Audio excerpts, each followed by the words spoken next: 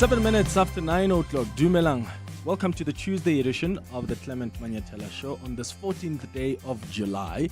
Great to have you with us here on 702. I trust you're well this morning. Hello, if you are watching us on the 702 YouTube page. Remember, you can post your comments, inputs there as well on the 702 open line. In fact, throughout the show. So we do take some time to look at your comments on the YouTube page and read some of them live.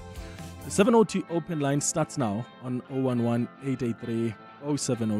WhatsApp's on 072-702-1702. So, the MK party, did you watch the briefing yesterday? They've announced that the former eThekwini mayor and regional eThekwini ANC chairperson, Zandile Gumede, is now the party's new deputy convener in KwaZulu-Natal. Gumede was compelled by her former party, the ANC, to step aside due to her ongoing corruption trial, which, my goodness, is still ongoing.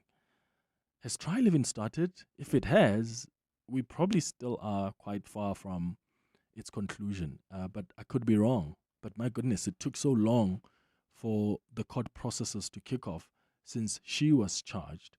But yeah, the ANC asked her to step aside due to that trial. Gumede, you'll remember, is on trial for the fraud and corruption related to a multi-million rand waste removal tender scandal. So the party has called her recruitment as a game changer for the party. That's the MK party. So she's expected to be the party's mayoral candidate in the metro. And I would like to know what your thoughts are regarding this new addition for the MK party. And how much do you think this will benefit the MK party? Give us a call or send us a WhatsApp voice note. You may have also seen the latest news about Resolve Communications. Daily Maverick reported yesterday morning that Kabelo Khobisa Ngaba, who was the COO of Tony Leon's Resolve Communications until she entered Parliament as an MP for the DA, spent more than 6 months asking questions that helped build a campaign case for 2 Resolve Communications clients. Daily Maverick's investigation, in fact, suggests that since taking her seat, this Khobisa Ngaba, DA Member of Parliament, used her position to pursue a narrow technical cause with persistence, and that's the tightening of South Africa's SIM card registration law. So she's going to join us in the next couple of minutes to hear her side of the story. But please let me know if you've picked up the story, if you get it, if it really makes sense to you. Someone used to work for Resolve Communications as a COO, leaves Resolve Communications, and a couple of months later, he joins Parliament as a member of as the DA Member of Parliament. And then during that time as a Member of Parliament, the first thing she does is she starts pushing and advancing a campaign in Parliament through sending questions to the different ministers, advancing campaigns that would serve the interests of the private companies that were clients to Resolve Communications. I mean, isn't that pure conflict of interest? That's what one of the questions I want to ask here. But let me know what your thoughts are on 011-883-0702. Also, I see we're back to an active war in the Middle East. It's really just unbelievable. That fragile ceasefire we spoke about a while back between the U.S. and Iran, it's completely collapsed. And I would hasten to say, as expected. Remember, the U.S. President Donald Trump a week ago declared the 14-point agreement over while attending the NATO summit in Turkey following renewed military action between Washington and Tehran. And if you missed it, the latest escalation follows U.S. strikes on more than 80 Iranian targets around the Strait of Hormuz, after Washington accused Iran of attacking commercial vessels. So Iran has responded by saying its strikes were in retaliation to the U.S.'s aggression. Here's what Donald Trump said yesterday about this deal between Iran and America and what we should actually expect over the coming weeks. Are we back to an active war, and will they continue bombing Iran until when? But, Mr. President, you noted the United States is bombing Iran again. I mean, you've been bombing Iran for months now. Is this just the new normal for the American people? Well, we were in Vietnam for 19 years. We're here for 4 months. So I think we've done a lot. We've knocked out their Navy in a period of 1 month. We knocked out their Air Force. Their Air Force is non-existent. We knocked out most of their missiles. most of their drones. We knocked out their drone manufacturing capability, about 92%. Their missile capability for manufacturing, we knocked out 89%. And they have a little capability, but they don't have any capability for us. This is almost a military skirmish. They are crazy. Will get reimbursed. And we're not going to put it up. Yeah, I want to be reimbursed the US? because we're protecting a very rich portion of the world. We're spending money. And so what we've done is we are going to be reimbursed for protection. We're protecting by the countries that we're helping. For instance, you look at the 5 countries. You have Saudi Arabia, you have UAE, you have Qatar, or Qatar as I always say, you have Qatar, Bahrain, and by the way, you have others. You have Kuwait, and you have others, and they will do very well. Yeah, so that's what Donald Trump was saying yesterday. I mean, what's clear there is that there was clearly a confusion here about the Memorandum of Understanding and what it said about the Strait of Hormuz, because it seems Trump believed the MOU meant free, uninhibited access to the Strait of Hormuz. Iran now sees Hormuz as a waterway under its strict control that could require coordination with the regime to go through, and that's why it targeted vessels that didn't do that. But let's remember that America's attack on Iran is what changed everything. Before the war, Iran didn't close the Strait of Hormuz. Before the war, Iran didn't use the Strait of Hormuz as leverage for fear of being bombed. Now that it's being bombed, they use Hormuz as leverage whenever they want. And isn't it working? I mean, it's pushed both parties to the negotiating table. That's one of the reasons why they've had to sit down and talk. And I've said this, and I'll say it again. Iran's strategy from the beginning of this war was all about internationalizing the war to increase the collective price of conflict. And that's why I've always believed that this war handed a weapon to Iran, and that's the Strait of Hormuz. Because that's what's choking up global oil supply. That's what's disrupting the global economy. And that is frustrating President Trump. I mean, this is a choke point. For 47 years of tensions with the U.S., Iran has never closed the strait, ever. They've never used it as leverage. But now it has, and the U.S. has to negotiate for it to be open. So President Trump put himself in this corner, and he's got himself to blame. And I remember even looking at the demands from both Iran and America, and I just thought these are so unrealistic, which is why I'm saying to you, I'm not surprised that the ceasefire has completely collapsed. Because President Trump's administration wants the dismantling of key Iranian nuclear facilities. They want a permanent ban on nuclear development. They want limitations on ballistic missiles. Iran, on the other side, wants the withdrawal of U.S. forces from the Gulf region. They want the cessation of war on all fronts, including in Lebanon. They want the acceptance of Iran's uranium enrichment program, the lifting of all sanctions against Iran. I can go on and on. You tell me how realistic that is. 011-883-0702. Let me know of your thoughts about these new developments coming out of the Middle East. The WhatsApp line is 072-702-1702. At 10 o'clock, we'll be in conversation with the SACP General Secretary Soli Mapaila. At 11 o'clock, we do our World of Work feature, and today we are doing the mid-year career check-in. Are you growing or are you at a standstill? Are you growing in your career right now, or are you simply just treading water? Because there's a difference between being busy and making progress. Like, you can spend your days in back-to-back meetings and still not be moving forward in any meaningful way. So mid-year is the ideal time to pause and get honest about where you stand and where you want to be and decide what needs to change before the year runs out. So which state are you in? Are you growing? Are you drifting? Are you standing still? And once you know, what do you actually do about it? That's a conversation we're going to have at 11 o'clock. And then at 11:30, we're going to do our health and wellness feature. And today we're discussing type 1 diabetes in children. Remember, type 1 diabetes is one of the most common chronic conditions affecting children, and yet it remains widely misunderstood, often confused with the lifestyle-linked type 2 diabetes or wrongly blamed on a child's diet. So we'll tell you what you need to know about this at 11:30 on our health and wellness feature. That's the show coming up over the next 3 hours. Clement Manyathela, streaming on the Prime Media Plus app. DSTV channel 856, 92.7 and 106 FM. Morning, Clement. Of course, we know that for you to be a member of the MK, you need to have proven yourself to be corrupt. They don't accept you if you've not had a scandal or two.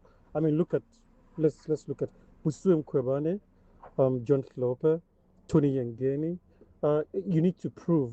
My issue here is that, remember when Zandi Legumede was suspended when she had issues with the ANC?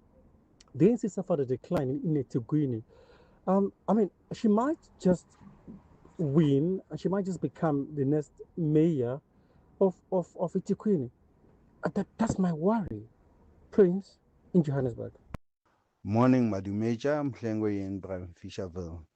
Regarding Mam Zandile Gumede joining the MK party, I would say good riddance. The ANC was overburdened by criminally charged people. Less is good for the ANC. I would also think that there is honor among thieves. He's joining his fellow ex-ANC thieves because that's what MK Party is. Anyway, good luck to her. Good riddance. Nice show as always.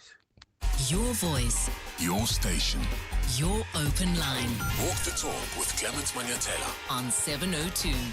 All right, it's 19 minutes now after 9 o'clock. I want to bring in Kabelo Khobisa Ngaba, who is the DA Member of Parliament, but also a former COO at Resolve Communications. As I said to you earlier on, Daily Maverick reported yesterday that Kabelo Khobisa Ngaba, who was the COO for Resolve Communications, entered Parliament as a Member of Parliament for the Democratic Alliance and spent a number of months asking questions that helped build a campaign case for two of Resolve Communications clients. So the suggestion by Daily Maverick here is that since taking her seat in Parliament, Khobisa Ngaba used her position to pursue a narrow technical course with persistence, and that's the tightening of South Africa's SIM card registration law. She joins us now on the line, and then I'll come back to your calls and your WhatsApps. Kabelo, thank you so much for joining us. Good morning. Hi, Clement. Can we start with just confirming when exactly did you leave Resolve Communications to join Parliament? Very shortly before Parliament. So I think I left in May and I went into Parliament in June. So May 2024, that is. Yeah, And then you joined then Parliament in June 2024. indeed. So there was no cool-off period between you, when you left Resolve Communications, between the time you left and the time you joined Parliament. It seems like it was almost immediate. No, there was no cool-off and it's not required. Okay, so there was no cool-off period, but you're saying it's not required as well. Yeah. Okay, so since taking your seat, did you use your position to push for the tightening of South Africa's SIM card registration law? Because that seems to be the suggestion by the Daily Maverick. Clement, I did. And, the facts that Rebecca states are correct. It's just that her interpretation is, in my view, unfair. Mm-hmm. So I worked on that account when I was at Resolve, and it's an issue that I actually care about. So she mentions, for example, the questions that I asked to Parliament. Mm. In response to one of those questions, then Minister Senzo Mkhunu said that over 60% of extortion cases involve the use of unregistered SIM cards. Now, to me, that's a massive deal. So for the DA, the constituency I'm allocated to is Khayelitsha. And Khayelitsha is a hotspot of extortion. Of course, that issue is relevant. I'm very mindful of the honor that I have to serve in Parliament. There's very few of us who have the ability to take issues that we care about, issues that matter to us, and actually do something about it. So I had this platform of Parliament to actually put these questions and dig into what is going on. And I absolutely used the opportunity because it's a matter of national interest. Do you accept, though, that there is, like any reasonable member of the public would perceive that as a conflict between your role at Resolve Communications and, of course, your parliamentary advocacy on the matter? Because ultimately, you saying that you worked right on this account when you were the COO at Resolve Communications. So you were saving private clients when you were there. And then when you step into Parliament, then you're still advocating for, and I appreciate what you say, that this is an issue that's close to your heart and affects your constituency. But as soon as you join Parliament, you're still pushing for campaigns that sort of advance, whether intentionally or not, the commercial interests of the clients that you represented at Resolve Communications. So do you not think that to any reasonable person there's conflict there that at least you should have been transparent about? So I think the question, Clement, is what does it mean that I should have been transparent about? The fact that I worked for Resolve, matter of public interest. I've never hidden anything. So I understand that on the face of it, one might have questions, but that's why, for example, I'm on a platform like yours, and I've also submitted a response to the Daily Maverick. There would be a conflict if I maintained any sort of relationship with Resolve or with that client.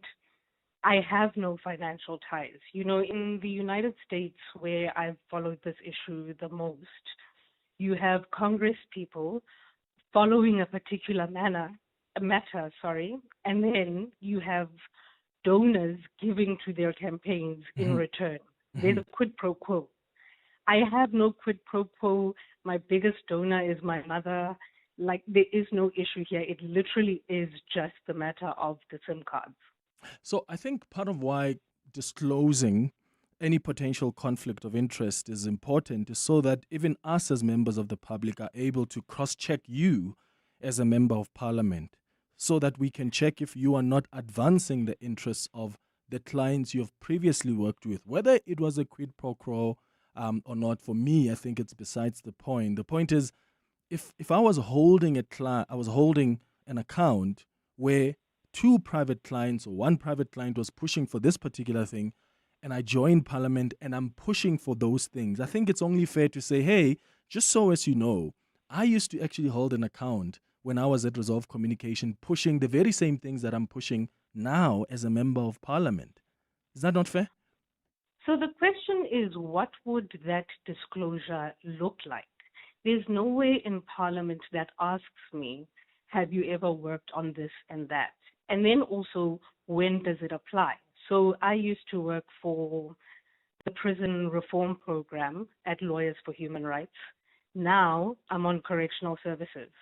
I use the knowledge that I gained from Lawyers for Human Rights. I've reached out to them a couple times on some issues. Do I need to disclose that? What would it look like? I don't mind the scrutiny.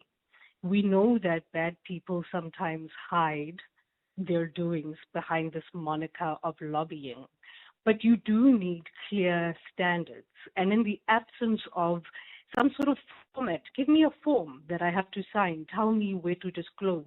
In the absence of that, I don't think it's reasonable. I don't know what it would have looked like for me to disclose that.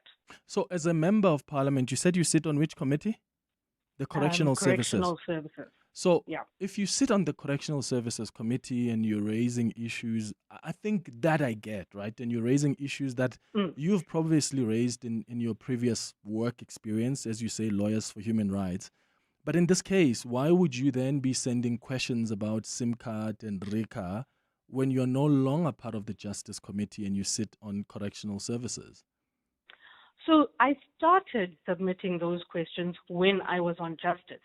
Rika falls squarely within justice. Yeah. And I noticed that Rebecca made an issue of the fact that I continued asking questions after. The point I make is that if you say an issue is of national security importance, it doesn't stop being important because you got moved. I was actually quite passionate about it. I had a Zilla-style social media campaign to go with it, go to spaza shops for like 30 days and go see how easy it is to get. Like, it was a whole plan around Rika, and then suddenly overnight you get moved and you're expected to drop it. No. I still had questions, and I thought those questions were really important to put into the public Is the domain. DA not represented in the Justice Committee?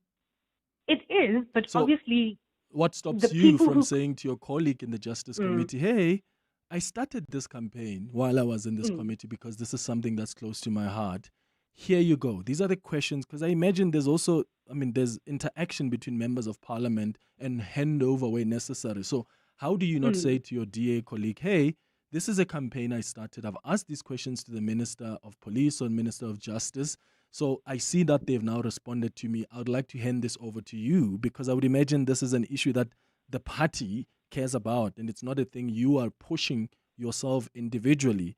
So why couldn't you do that? Why did you see it fit to be the one that still consistently sends messages about the matter when you're no longer even in that committee?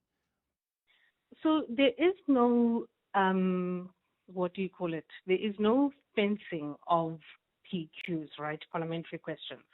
Anyone can ask, any MP can ask to any minister.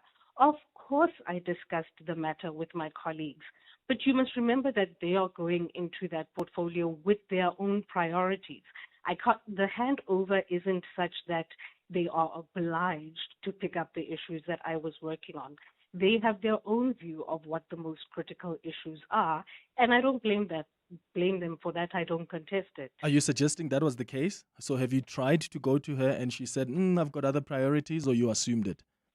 Glynis certainly has other priorities. That's why it was my issue. I discussed it with the person who took over from me, and he had his own issues. Okay, so who's the person who took over from you? So we can cross-check with her. It's a dude, Him? Damien Klopper. Who? Damien Klopper. Damien Klopper. Okay, cool. So he will be able to confirm to us that you did discuss this matter with him, and he had other priorities, and that's why you decided to start to work on it. Clement, you can call him, but the issue is, what I'm saying is I didn't want to drop the issue. It matters to me. Yes, I understand that. But as I've tried to put to you, that I think what's logical would be, I'm on the Correctional Services Department. There's a reason the DA has put me here. There are clearly certain things they want me to advance. I am going to let this be dealt with by my colleague who's at the Justice Department, because, again, I would imagine this is a matter of importance for the Democratic Alliance, no? Because if it is not, then why are you taking up such a campaign as an individual if that is not what the party prioritizes and expects of you? So, and if it is what they expect of you, then this is something that can be taken up by a colleague who sits on the Justice Committee, because all of you are serving the Democratic Alliance and its constituency. So thanks, Clement. Let me also pick that up, because one of the issues Rebecca made is that this doesn't appear in any DA policy. Each person on a portfolio is driving a number of issues at the same time. On correctional services right now, I'm talking about the lack of perimeter fences at our prisons. It is not in any DA policy issue. Part of our job is to go and find issues, even if they are not in policy. So of course someone else might decide, actually, I'm going to focus on that area because that is more aligned with DA policy.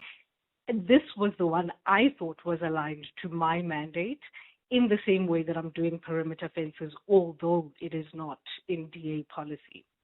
I'm going to hold you there for 1 second, Kabelo. I want to take the latest in Eyewitness News headlines. When we come back, I've got just 3 more questions for you, and then we'll let you go. It's 9:32. Sfiso, good morning. Thanks, Clements. Good morning. IDEX senior investigator Brian Pedayachi is expected to appear at the Madlanga Commission this morning. The investigating directorate against corruption has come under fire at the Commission, with previous witnesses testifying about misconduct and the illegal release of confidential documents. Pedayachi is expected to respond to some of those allegations. A 51-year-old Limpopo businessman is expected to appear in court today after his arrest for allegedly setting fire at a drug rehabilitation center. The police say the suspect set fire to a signboard and a vehicle, and officers say he's known for his drug fighting efforts on social media. He was arrested during an intelligence-driven operation at his home in Polokwane after investigators linked him to both incidents last month. And Venezuela's interim president, Delcy Rodriguez, has reshuffled her cabinet, naming a new foreign minister nearly 3 weeks after devastating earthquakes that left more than 4,500 people dead and thousands missing. Rodriguez says she made Venezuela's head of mission in the U.S., Felix Plasencia, her country's new top diplomat, replacing him with Yvonne Gil, who has held the job since 2023. And those are the headlines. This EWN and more at 10 or as it happens. EWN Traffic. Travelling on at the N3 North, we've got delays between the Marlborough Drive exit and the Baku interchange. Roadworks are causing these delays. There's also queuing traffic along Pretoria Main Road approaching the Baku Bridge. Please be on the lookout there. While travelling towards Alexandra, queuing traffic on the N3 North approaching Modderfontein Road. Heading towards the Joburg CBD, traffic remains heavily backed up along the M1 North between Boysons Road and Carr Street. There's also a bit of a hold-up reported on the M2 West just as you approach Main Reef Road. Then travelling in Eldorado Park, we've got delays on the Golden Highway. That's between Union Avenue and East Street. That's due to roadworks. More updates at the top of the hour. Stay tuned. There's more EWN on air, online, and on the EWN app. Vandalism and theft of water infrastructure affects everyone. Damage to pipes, meters, valves, reservoirs, and other critical infrastructure can result in water outages, low-pressure sewer spillages, and costly repairs that impact communities across Johannesburg. Johannesburg Water urges residents to help protect public infrastructure by reporting suspicious activity affecting the water network. To report incidents or water-related faults, call Johannesburg Water on 010-061-4470. That's 010-061-4470. Brought to you by Johannesburg Water. Imagine if you could save time like you save money. A second here, a minute there. Type a little faster, walk a little faster. Or you could stop scrolling on the internet. Just think of all the hours you'll save. Now, what if you could take all that time and invest it? Watch it grow. Until eventually, one day, you'd have so much time that you wouldn't know what to do with it all. But unfortunately, time doesn't work like that. It can't be stored or banked. And unlike money, you can't make it back. That's why after 50 years of investing, we've learned that time is the greatest gift of all. And the good news is, if you invest early, time gives you money. And then money gives you more time to do whatever you want to do, even if it is scrolling on the internet. Ellen Gray, long-term investing. Ellen Gray is an authorized FSP. Welcome to Nando's Taste-Demonials. It's the flavor! Real reviews by real people.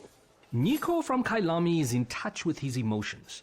So when we asked about the Nando's Peri Peri half chicken and a single side for only $1.25, he said, I'm sad.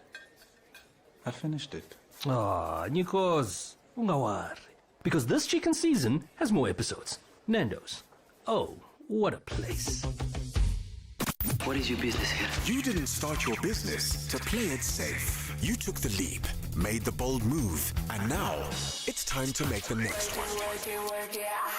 This week, 702 and Budget Business Insurance are giving small businesses the chance to win their share of 100,000 Rand with the Budget BizBucks Bonanza.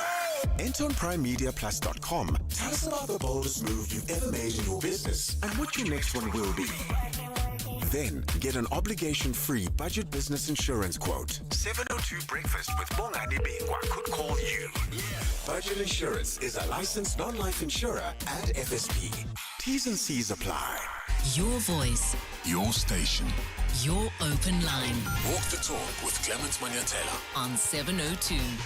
23 minutes before 10 o'clock. This is the 702 open line, and we are in conversation this morning with Kabelo Khobisa Ngaba. We're hearing her side of the story following that report by the Daily Maverick, which suggested that because she worked for Resolve Communications as the COO, that's Tony Leon's Resolve Communications, she then, only a month later after she left that position in May 2024, and then in June 2024, she joined Parliament as the DA Member of Parliament and spent more than 6 months asking questions that helped build a campaign case for two of Resolve Communications clients. And I suppose the issue here is that, look, the problem of unregistered or irregularly registered SIM cards is increasingly recognized as a challenge. I think there's no question about that, because it helps facilitate certain forms of crime in South Africa. But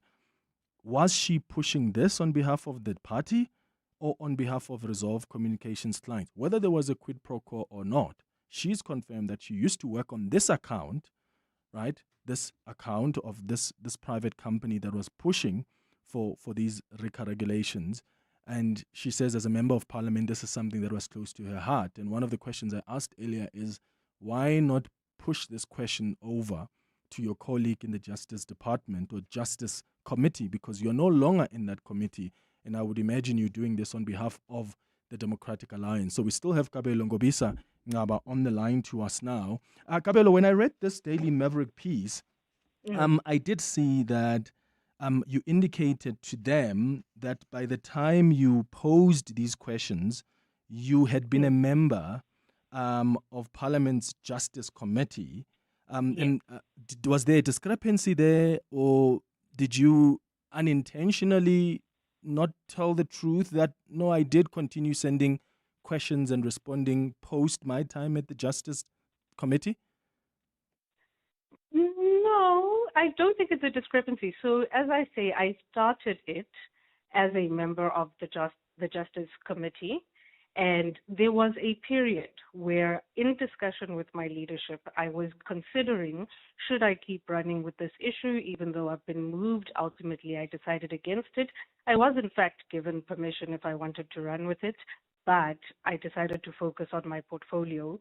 So, yeah, beyond the duration of my stay on justice, I did continue for a while, but ultimately decided to actually focus on correctional services issues. Yeah, sorry, I think I missed what you said there. So when you consulted with your leadership in the DA, what did they say on you raising this matter?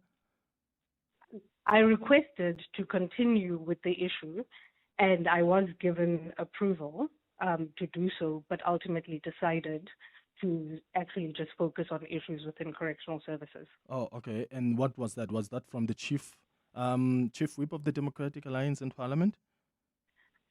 I'm going to say yes, but I don't remember. It could have been the chief whip. It could have been my cluster whip, but I did raise the issue. And when you did, they not once advised you that, okay, let's hand it over to your colleague who's in the Justice Committee, because they're better placed to raise it effectively and monitor it because they sit on the committee that's responsible for that. No. They didn't do that? No. Okay. So you have tabled, I think, correct me if I'm wrong, 9 parliamentary questions on the subject across 2 ministerial portfolios. You've written at least 1 opinion piece, from what I've seen, pushing for reform in this area. You've given interviews as well, proposing specific remedies. And one of the things that Daily Maverick questions is why, in the week of the 12th of February 2025, as recorded in this Daily Maverick piece, interviews with you appeared alongside references to a Securitech press release calling for the same commercial remedy, like the temper-proof packaging. So, and I'm asking that question because if you look at your efforts and the lengths you went to try and push for this particular campaign, I mean, it's companies were saying in their press release, you follow what you were saying in your interviews, you follow what you're saying in your opinion piece. It all seems a bit coordinated. So, Clement, I can absolutely confirm that there is no coordination. So for the record, I don't recall a statement from the former client. However, please excuse me, I am a little bit sick. No worries. I don't recall anything about a press statement from the former client. But what I do recall, I think they may have released a statement based on one of my responses. And the journalist then came to me as the person who had posed the question for my comment. So if there was some sort of overlap, that may have been why, but it was not from coordinating with Resolve. And have you ever been in conversation with Tony Leon or anyone from Resolve Communications since you became a member of parliament? Did they ever ask you to do anything or propose or suggest something to you on behalf of their clients? So I have seen Tony maybe twice at events. We don't really chat. Paul and a bunch of other people who work at the company I speak to socially. They are my friends, not on account work. Okay, so you don't speak to them anymore on the work of the private clients at Resolve Communications? No, we have coffee socially, rarely. Say that again, please. We have coffee socially, and even then it's very rare, maybe once or twice a year. And even when you do that, you do not discuss the clients of Resolve Communications at all, and there's never been a suggestion to you. I mean, to be fair, we might gossip about crazy things that people we all know have done, but no, not business. Not business at all. No. Having worked for Resolve Communications, though, do you think it's okay for like Tony Leon and Paul Bowie to lean on DA representatives on behalf of their clients, given their proximity? And in Tony Leon's context, given his influence in the DA, what was your position as a COO on this level of proximity? Clement, the question, when we were training our clients, we would say, don't answer a question like, so when did you stop beating your wife? You're saying to me, was it okay for them to lean on people? I don't know that they leant on anyone. I certainly didn't lean on anyone. Your question suggests it starts from a false premise. No one was leaning on anyone to my knowledge. Well, John Steenhuisen has already come out. Dion George has already come out. Herman Mashaba has already come out. Phumzile van Dam has explained the pressure that a junior member of parliament was facing. So these are several people within the Democratic Alliance, one former member of parliament, who are saying, well, there has been some kind of pressure here. And when you look at what's happened to them is many of them, Dion is no longer minister, John has been demoted to deputy minister. Herman Mashaba, as soon as he wrote in his book, said no to advances by Tony Leon for Tony Leon's company, the private clients to meet with Herman and the MMCs. Then what happened was the leadership of the DA turned against Herman Mashaba. So what, do you think all of this is just a coincidence in your view? Clement, all I can speak to is what I know. They've said what they've said, and I'm sure that Tony and Resolve have responded.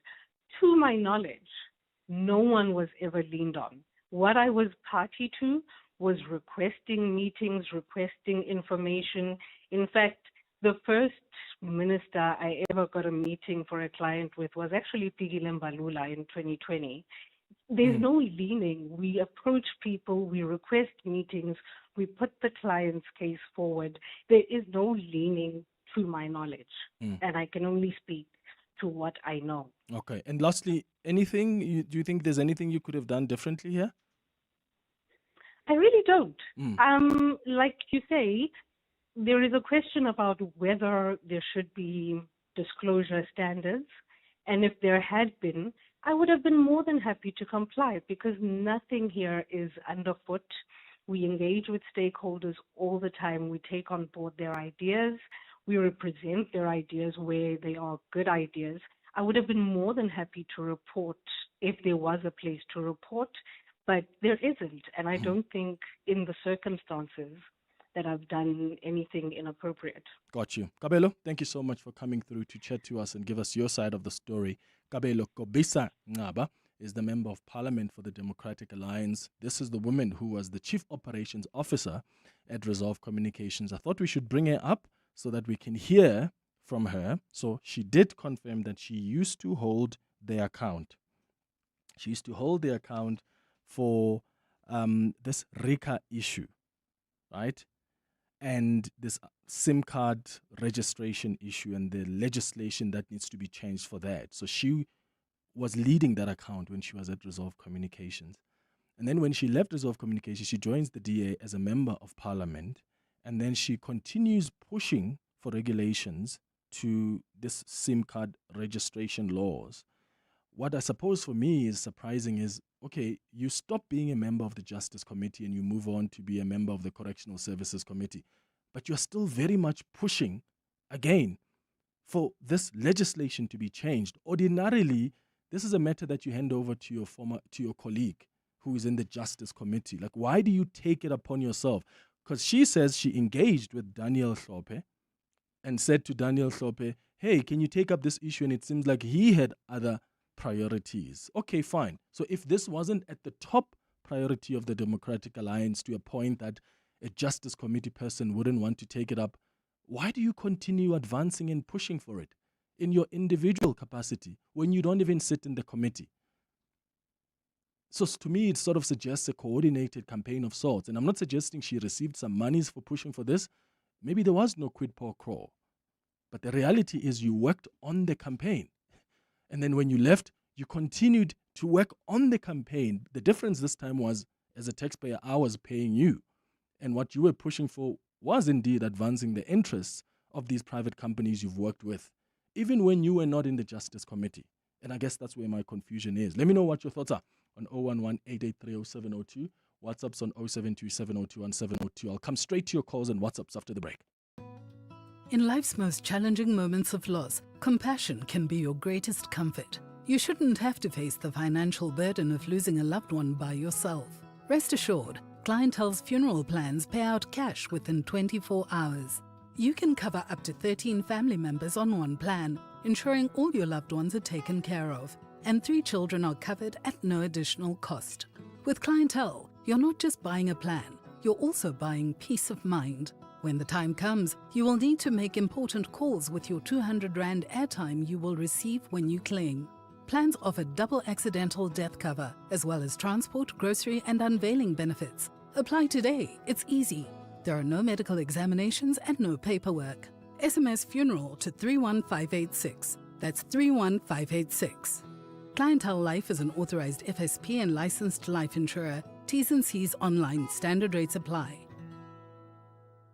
Have you heard of the respiratory syncytial virus, or RSV? Most parents haven't, even though 2 out of 3 babies will be infected by it before their first birthday. For most babies, RSV causes mild cold-like symptoms, but for some of them, it can get worse and lead to bronchitis or pneumonia, which might require a trip to the doctor or even lead to hospitalization.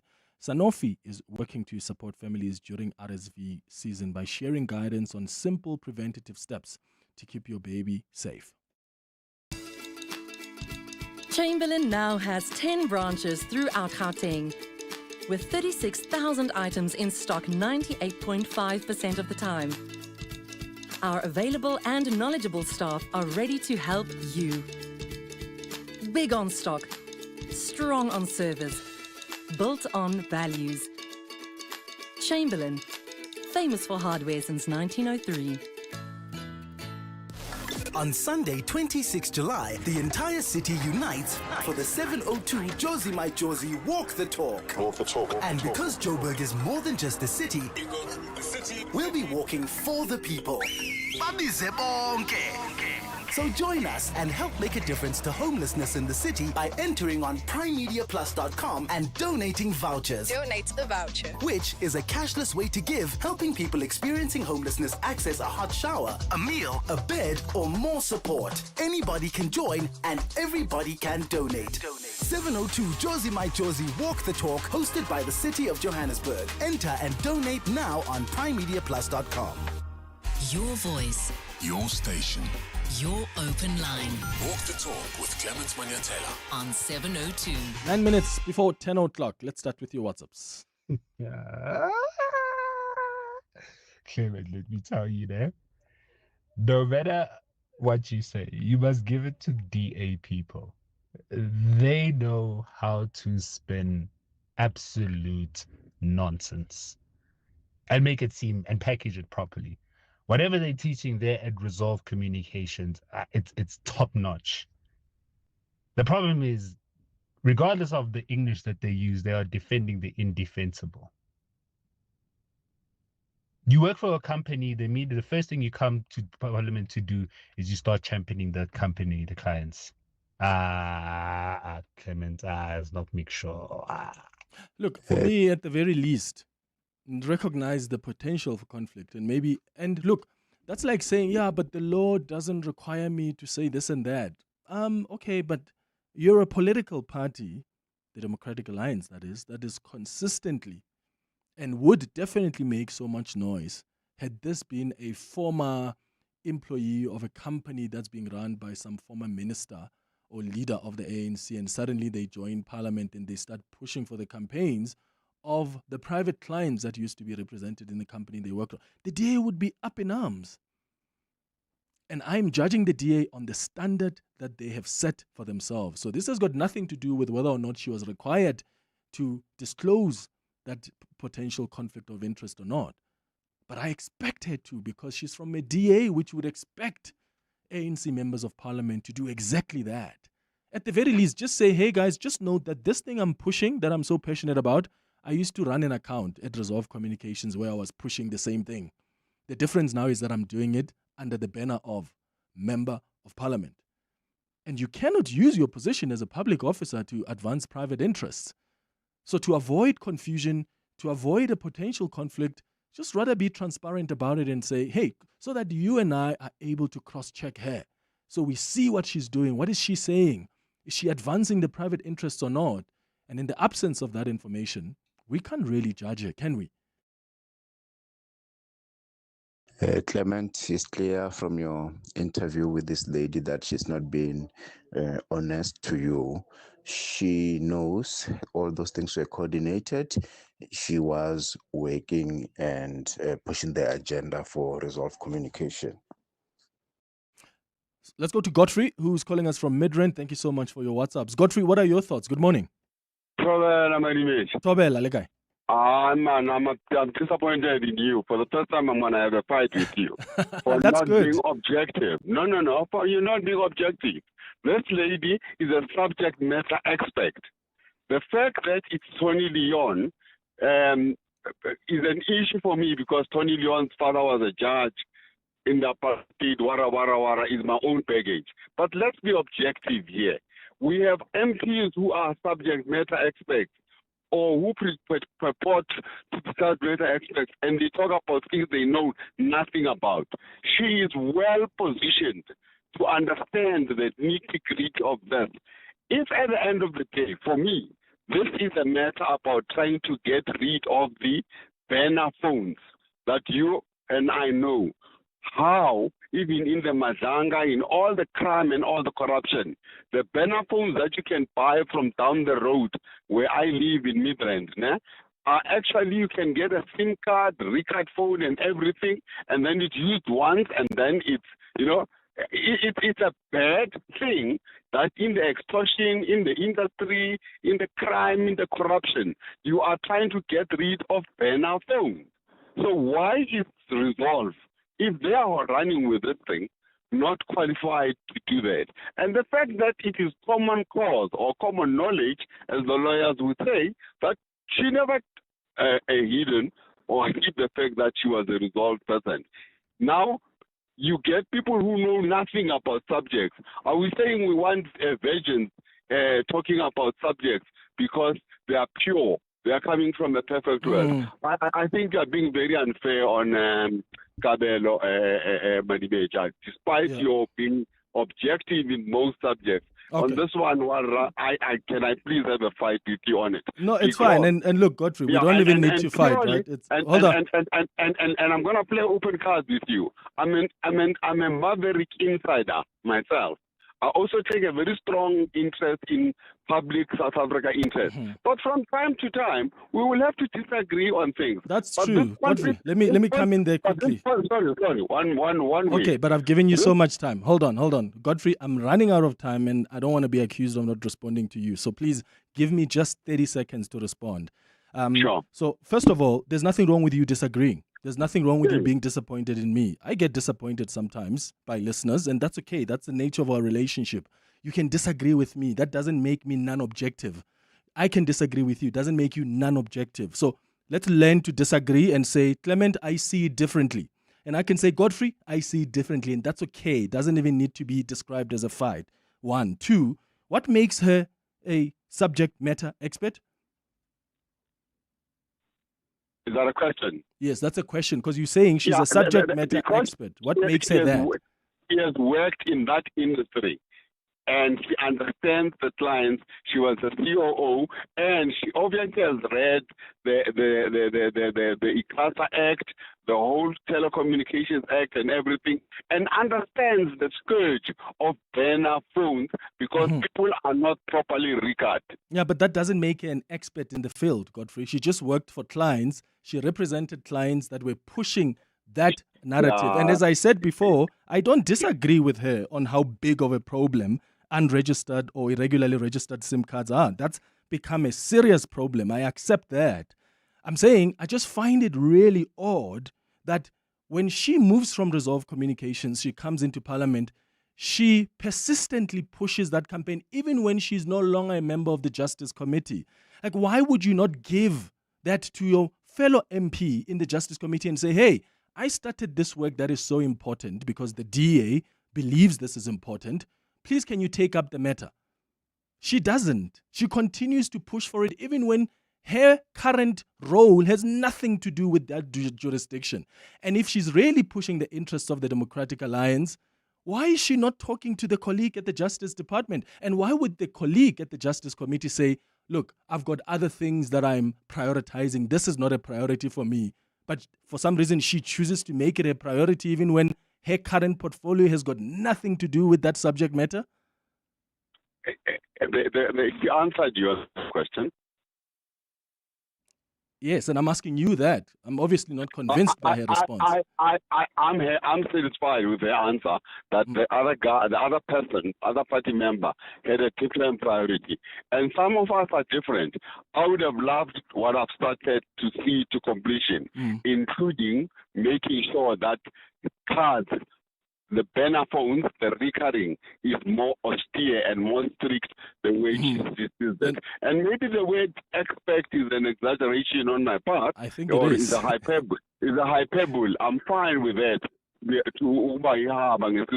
But I really think she was best positioned than a few other people to speak on this subject. Okay, got you. Godfrey in Midrand, thank you very much for your contribution. Thank you so much for calling. It's 10 o'clock. The world is moving fast. Consumer mindsets and preferences are changing in real time. AI is creating new rules and timelines are shorter than ever. At Plus 94 Research, we help leaders reduce uncertainty. We deliver authentic, real-time data grounded in proven methodologies and powered by relevant, cutting-edge technology. So when decisions can't wait, you move forward with clarity, confidence, and impact. Plus 94 Research, the science of decision-making. Johannesburg is calling. On Sunday, the 26th of July, join thousands of Joburgers for the 702 Josie Majosi Walk the Talk, proudly partnered by Standard Bank. Walk the historic streets of the CBD, starting and finishing at Ellis Park, and celebrate a city on the rise, growing, evolving, and full of possibility. It's more than a walk.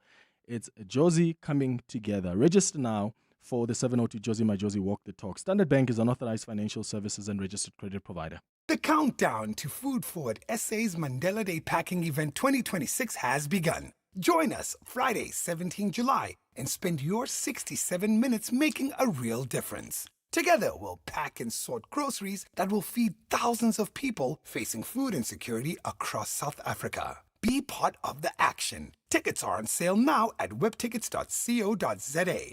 Food Forward SA, securing quality food, nourishing lives, in association with 702. Kaelo Lifestyle, a mental wellness and support program for employees and their families, is calling on you to take a step towards better mental health. As the mental wellness partner of 702 Josie My Josie Walk the Talk, Kaelo is bringing even more purpose to the walk.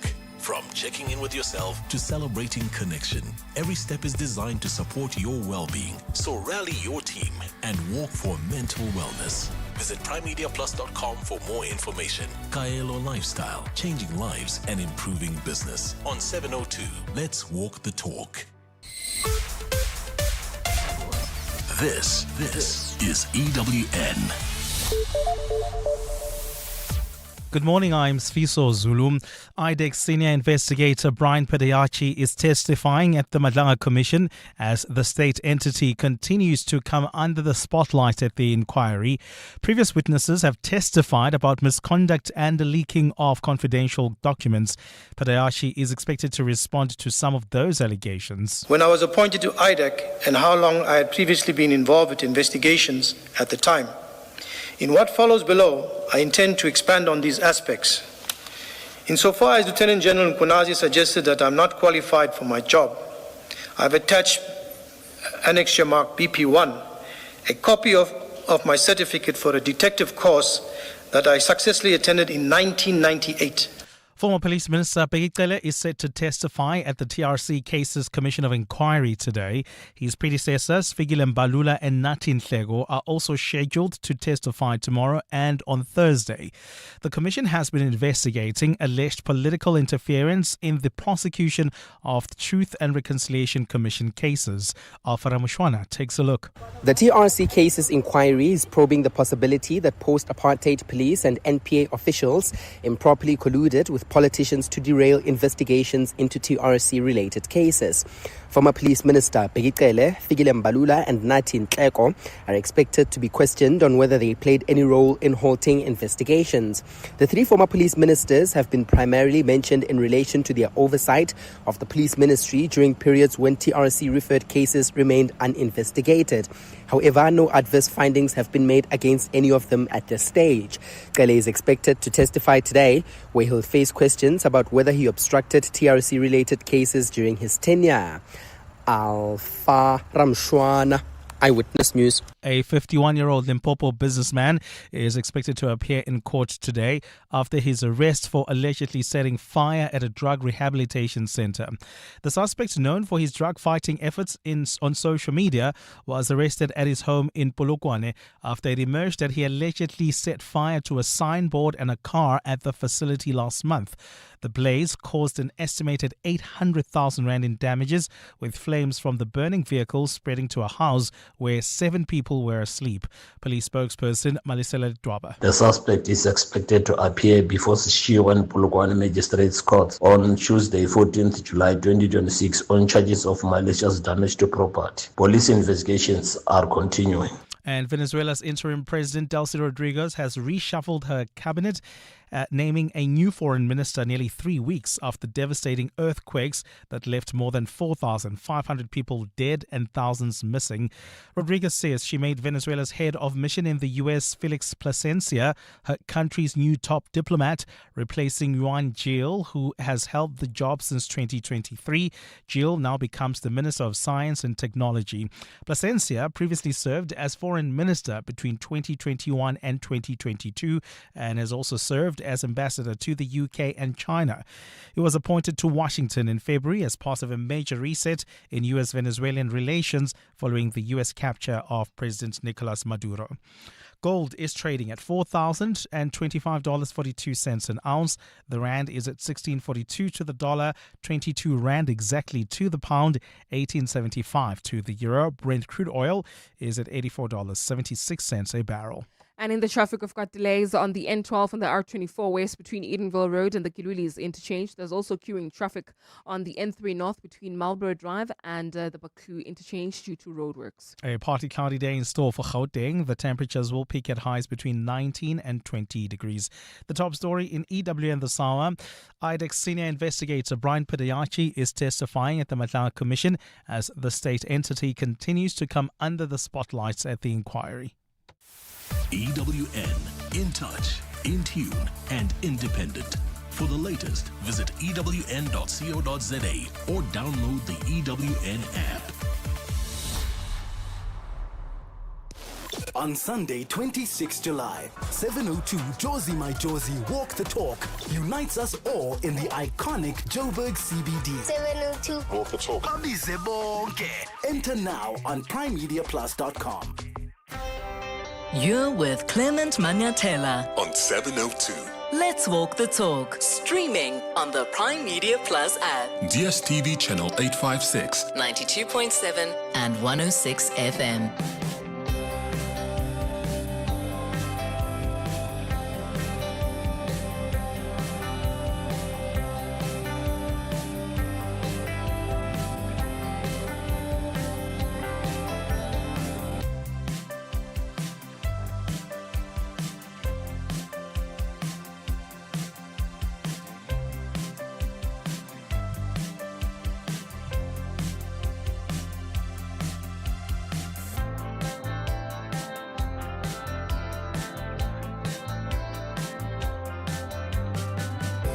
Minutes after 10 o'clock, Dumelang, welcome to the second hour of the Clement Manyathela show. It's great to have you with us here on 702. I trust you well this morning. And thank you for all of your contributions on the 702 open line. In fact, before we move to our next conversation, let's play some of the WhatsApp voice notes that have come through because part of the discussions we had on the open line today is not only the issue of this woman who used to work for Resolve Communications and joined Parliament to continue pushing for what she was pushing for when she was at Resolve Communications, even when her committee in Parliament had nothing to do with some of the issues she was pushing for. What I also asked you on the open line is whether what you make of the MK Party's press briefing yesterday where they announced Zandile Gumede as their potential mayoral candidate for eThekwini, and also what's happening in the Middle East, because it looks like we are back to an active war. So let's play some of the WhatsApp voice notes that came through on those issues. Morning, Clement. This is Ngedisi here. I think on the MK Party, bringing in Zandile Gumede, I'm not surprised at all because this is a system that has worked for them before. So, why not? Because this is a party that's got your John Shope, they've got all the people that society would view as, rogues or people that went against their oath of offices in whatever departments they were. But it is working for the MK Party because they were voted in Durban. They beat the ANC. So, they're just doing what works for them. If their voters will vote for them because they've got Zandile Gumede, well, let it be. That's what democracy is. Thank you. Good morning, Clement. How are you doing? Nah, I'm all right. You see, I'm surprised all the leadership of MK Party, they are implicated in malfeasance in one way or the other. And some people still continue to join it. You see? Good morning, Clement. My view is that Zandile Gumede had long checked out of the ANC. I don't think anyone makes a political transition overnight. It's a decision that is premeditated. And I think she thought long and hard about this and decided to join her home of criminals. So she's definitely home with other criminals, left one criminal home to the other. I love the consistency. But above all, I think she had long checked out of the ANC. This is Asanda from Nigel. Yeah, thank you so much for those WhatsApps. Some of you have responded to what's happening in the Middle East. Trump yesterday was asked, are we going to see America continuing to bomb Iran and for how long? And he was indicating that the campaign is going to continue and they're going to hit Iran very hard, but wasn't able to clearly explain how long they were going to continue to bomb Iran. So these are some of the WhatsApp voice notes that have come through on that. Clement, Iran must fight their enemies, which is America. They must not fight the whole world. By closing the Strait of Hormuz, they are fighting the whole world, including us here in South Africa. I hear people are saying, hey, I'm supporting Iran, I'm supporting Iran. How can you support someone who is fighting you indirectly? They are indirectly fighting us by closing the Strait of Hormuz because we are complaining about the fuel price that is very expensive because Iran cannot fight America. So they're using the Strait as their weapon. So what weapon should they use? In any war, you have to leverage what you have. The U.S. is leveraging its powerful military, aren't they? Iran doesn't have a military that can stand up to America's military. So what do? They will leverage a weapon that they can use that advances their interest, and that's the Strait of Hormuz. But the point I was making earlier is the Strait of Hormuz was never closed, ever. There's been free international waterway traffic. It's never been closed. No one has been charged anything. Trump came, bombed Iran. That's why Iran had to use it as leverage now, because they wanted to internationalize the war. And unless Iran internationalized the war so that it affects the entire global economy, nobody would really seem to care. That's a smart move on their side, is we're going to internationalize this war so that Saudi Arabia is affected, so that China is affected, so that Qatar is affected, so that South Africa is affected. In that way, then people can put pressure on the US to stop the war. What is wrong with that? That's what happens. Even in law, there are rules. That's why Iran can attack military infrastructure of the US in their neighboring countries. That's allowed in international law. I don't understand why we've got issues with America using its leverage, which is the powerful weapons, but we're uncomfortable with Iran using the Strait of Hormuz as its leverage.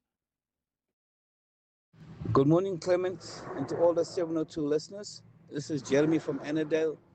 You know, Clement, closing the Strait of Hormuz is a reckless, unjust, and deeply undiplomatic decision by the Iranian regime. It amounts to using a global economy and innocent civilians as hostages in a political conflict. That is why this can rightly be described as economic coercion and collective punishment, threatening the livelihoods of billions of innocent people to gain political leverage. It is an evil tactic because it deliberately places civilian seafarers, commercial ships, and entire economies in danger. Bongani Bingwa, 702 Breakfast. Weekday mornings, 6 to 9. The controversies surrounding John Steenhuisen and Tony Leon. What's your comment on this, shall we call it, state capture style of lobbying within the government of national unity? The one thing that has been conspicuously and staringly absent from all of this chatter is a single indication of any wrongdoing. There's just lots of insinuation and lots of rumor and mudslinging. Whether you and I can agree or not, the perception about the Democratic Alliance has been damaged. Well, I think that's maybe your view, but I think that Democratic Alliance is the party of integrity in government. Have you spoken to John since his interviews and since the statements he's made? You know, I said to him, I think he's probably done himself a lot of harm, and I'm not sure that it was the wisest thing to do. Is he a dead man walking? No, I don't think so. Jordan Hill-Lewis. Bongani Bingwa, 6 to 9. On 702. Joburg is more than a city. It's a vibrant energy that connects us all. That's why on Sunday, the 26th of July, you, APSA, and thousands of others are coming together to rediscover and celebrate the iconic inner city in the 702 Josie My Josie Walk the Talk. Join the movement with APSA and enter the 702 Josie My Josie Walk the Talk before tickets run out. Secure your tickets at 702 walkthetalk.co.za or primemediaplus.com. Josie, APSA sees you. Asambe. APSA is an authorized financial services and registered credit provider. Terms and conditions apply. The countdown to Food Forward SA's Mandela Day Packing Event 2026 has begun. Join us Friday, 17 July, and spend your 67 minutes making a real difference. Together, we'll pack and sort groceries that will feed thousands of people facing food insecurity across South Africa. Be part of the action. Tickets are on sale now at webtickets.co.za. Food Forward SA, securing quality food, nourishing lives, in association with 702. To walk the talk is to turn words into meaningful actions. And it's what we at 702 are committed to doing every day. We're also committed to following the rules set out by the Broadcasting Complaints Commission's Code of Conduct. To give you balanced programming, fair comment, and accurate news. But if we stumble along the way and you feel we're not living up to the code, let us know on comment@702.co.za. And if after that you're still not happy, you can direct your complaint in writing to the Broadcasting Complaints Commission, PO Box 412365, Craig Hall 2024. For more, visit bccsa.co.za. Joburg is more than just a city. It's an energy, a pulse, and a feeling connecting everybody. The heart of Mzansi. It's Joburg. In celebration of this, 702 has partnered with Jozi My Jozi, and we're calling on you to walk through the city center with us. Walk the talk. In the 702 Jozi My Jozi Walk the Talk. Babize bonke. On Sunday, 26 July, we're going to the iconic Joburg CBD, the home of dream creators and operators, where we dominate and history make. So join us and be a part of something special. I'm ready to rock this book. Because when Joburg walks together, extraordinary things happen. Enter now on primemediaplus.com and get ready for 702 Jozi My Jozi Walk the Talk this July, hosted by the City of Johannesburg. Walk with the people, for the people, for our Jozi. Babize bonke. Enter Walk the Talk now on primemediaplus.com. You're with Clement Manyathela. 702. 18 minutes now after 10 o'clock. We're having a conversation this hour with the SACP General Secretary Soli Mapaila, who's joining us now in studio. He's a wide-ranging interview about a number of things. So if you want to join it, you're welcome to call us on 011-883-0702, or you can send a WhatsApp on 072-702-1702. Soli, thank you so much for coming to studio. Good morning. Good morning, Clement, and good morning to our listeners. So I want to start off with where the issues around the alliance and where things are at the moment. Are you still in the alliance as the SACP? How's the relationship now? Because it looks like it's a bit rocky. Yeah, the moment is not good. We are still in the alliance. The alliance has not ended. At the same time, the issue around the elections has made a little bit of a wide gap between us, on the basis that between us, particularly between us and the ANC, it is focusing on the elections program. So there hasn't been too much interface in this regard. But there's contact. There are meetings that are necessary when it's needed. So the alliance is there. In any case, the alliance was not founded on the basis of elections. So it was founded on the strategic problems facing the people, and that we needed to confront those problems together. For instance, the fight against racism and the fight for national liberation of the African majority and black people in general. Yeah. So that still remains, because the problems of freedom and independence are still a big issue in the country. So what at least seems to be clear to me is that you've lost confidence in the African National Congress as a governing organization. Well, Clement, you can put it that way. You are very direct, you know. I have to be. I can say, you know, when it comes to the matters of governance, yes, I think that there are serious problems there, and we have raised these questions for quite some time. But it's not. It's much about how the government have responded to the economic problems of the population. That we feel that we then have an abstract government, a government that exists for the people but is not working for the people, and that creates some serious problems. We've had an economy, for instance, that favors the rich as opposed to the majority of the people who are poor. The people are struggling to survive. The cost of living has gone so high. It's characterized now as a crisis, and yet the interventions are too minuscule.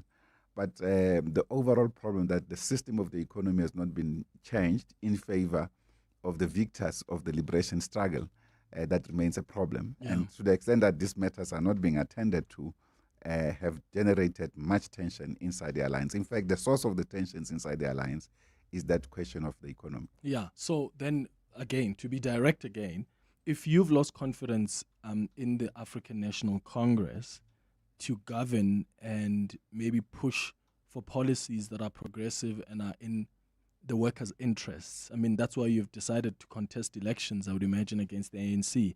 So why then remain in the alliance? Like I say, because the alliance is bigger than, bigger than the elections. But what has it produced? Well, it has produced the democratic breakthrough of 1994. It was a collective effort, and I think that's not something small. To the extent that the people who then have the opportunity to lead themselves was important. But we soon realized that, and we have known this before. In fact, if you go to the typical textbooks of revolutions, is that once you take political power, you must take over the machinery of the enemy and transform it. And in our case, we did not transform that machinery. It took a long period of transformation. Of course, the negotiated settlement could have been one of the factors, but there are certain areas that we could have done much better, much earlier, and so forth. So the alliance, I think it's important to say, it produced the moment of the democratic breakthrough of 1994, which was important after more than 370 years of colonialism and white minority rule in our country. The black majority could then determine their own destiny. But at the same time, during that particular period, the most essential element of liberation, which is the economy, was still left in the hands of the colonizers, or the erstwhile colonizers. So in that regard, that's where I think the bigger problems were. But we couldn't say that moment should not come because we have not taken hold of the economy entirely. So you were hoping that the ANC in the government, after that important moment, then would somehow be responsible for just the transformation of our economy to make it more inclusive. Yeah. But they have failed to do that. Yeah, certainly that has failed because the options that were chosen were anti-people. For instance, we chose an elitist options, shortcuts, and we didn't go to the deeper transformation, the transfer of the economy to the hands of the people. Instead, we privatized. That's why we opposed GEAR, for instance, when it came about, because it allowed the role of a private capital to take over the SOEs, state-owned entities, that were used as instruments of development. Now they were used to create money for a few connected rich. And we'll speak about that just after the headlines, the issue of privatization. But I guess what I'm trying to get to is, if you accept that the ANC has failed, so they didn't meet the expectations you as the SACP had, and you even opposed some of the policies like GEAR, for instance, I mean, that's a while back. They were already showing you their colors. At what point is it going to be enough for you to say, there's nothing left here for us? Because it can be that the alliance is being held together by an important moment that happened before we had the dawn of our democracy. The alliance must be held by the agreements that it still exists and the mutual beneficial interests within the alliance. And I don't get a sense that there is that. Like, what's an incentive for you to stay when for so many years you've seen that the ANC is no longer pushing the interest that all of you as an alliance, you expected you should push as the SACP? Yeah, Clement, I think maybe just for proper context. I was talking about the moment of 1994 as a moment that was produced largely led by that alliance. So that was very important. But prior that, the alliance was still together, and the alliance were together in battles, and they made common sacrifices. Our people died in battles together. So it's an alliance made of blood, in the battles for liberation of our country. So it's not small, that part. So I felt it's important perhaps to come in there. But I think certainly the issue that you are raising, we place too much trust ourselves on the leadership. I mean, from the beginning, if you take 1993, the SACP Central Committee developed a discussion document. They call it the Transition to Democracy and Socialism in South Africa. In that discussion document, these are Joe Slovos and them, then they felt that given the quality of leadership that you have in the Nelson Mandelas and so forth, therefore it might not be necessary for the SACP to contest elections on its own, but also because they felt that this leadership is trustworthy and it can maintain the discipline of the liberation movement and it can focus on the interests of the people. And there was nothing that they could doubt them. On that basis, they took a decision that will not contest, they used the word autonomously in the elections, but will support the African National Congress. But as you know, 2 years down the line, 1996, the ANC then adopted a GEAR policy, which was a neoliberal economic trajectory. But it's also important to contextualize that the GEAR policy, if you read the statement by F.W. de Klerk, when he was announcing the unbanning of the liberation movement in the State of the Nation address, I think 1990, he outlines the GEAR policy essentially. The origins of the GEAR policy is there. So the democratic movement, as it takes over political power, it embraces that almost as it is. And you still stayed? Well, of course, the leadership at the time still felt there were areas that we could engage, but also because it was an important period in South Africa. The hysteria, the excitement of the people, after so many years, people are now free and all of that. So there were political discussion, the differences. That is why at that time, the critical question became the macro and microeconomic policy framework. That were not now needed to be discussed broadly. And actually, there were even strikes by the Federation, COSATU, at that time to try and impose or reject this new direction that was taking place of neoliberalism. Yeah. And so that failed. And it did fail. Yeah.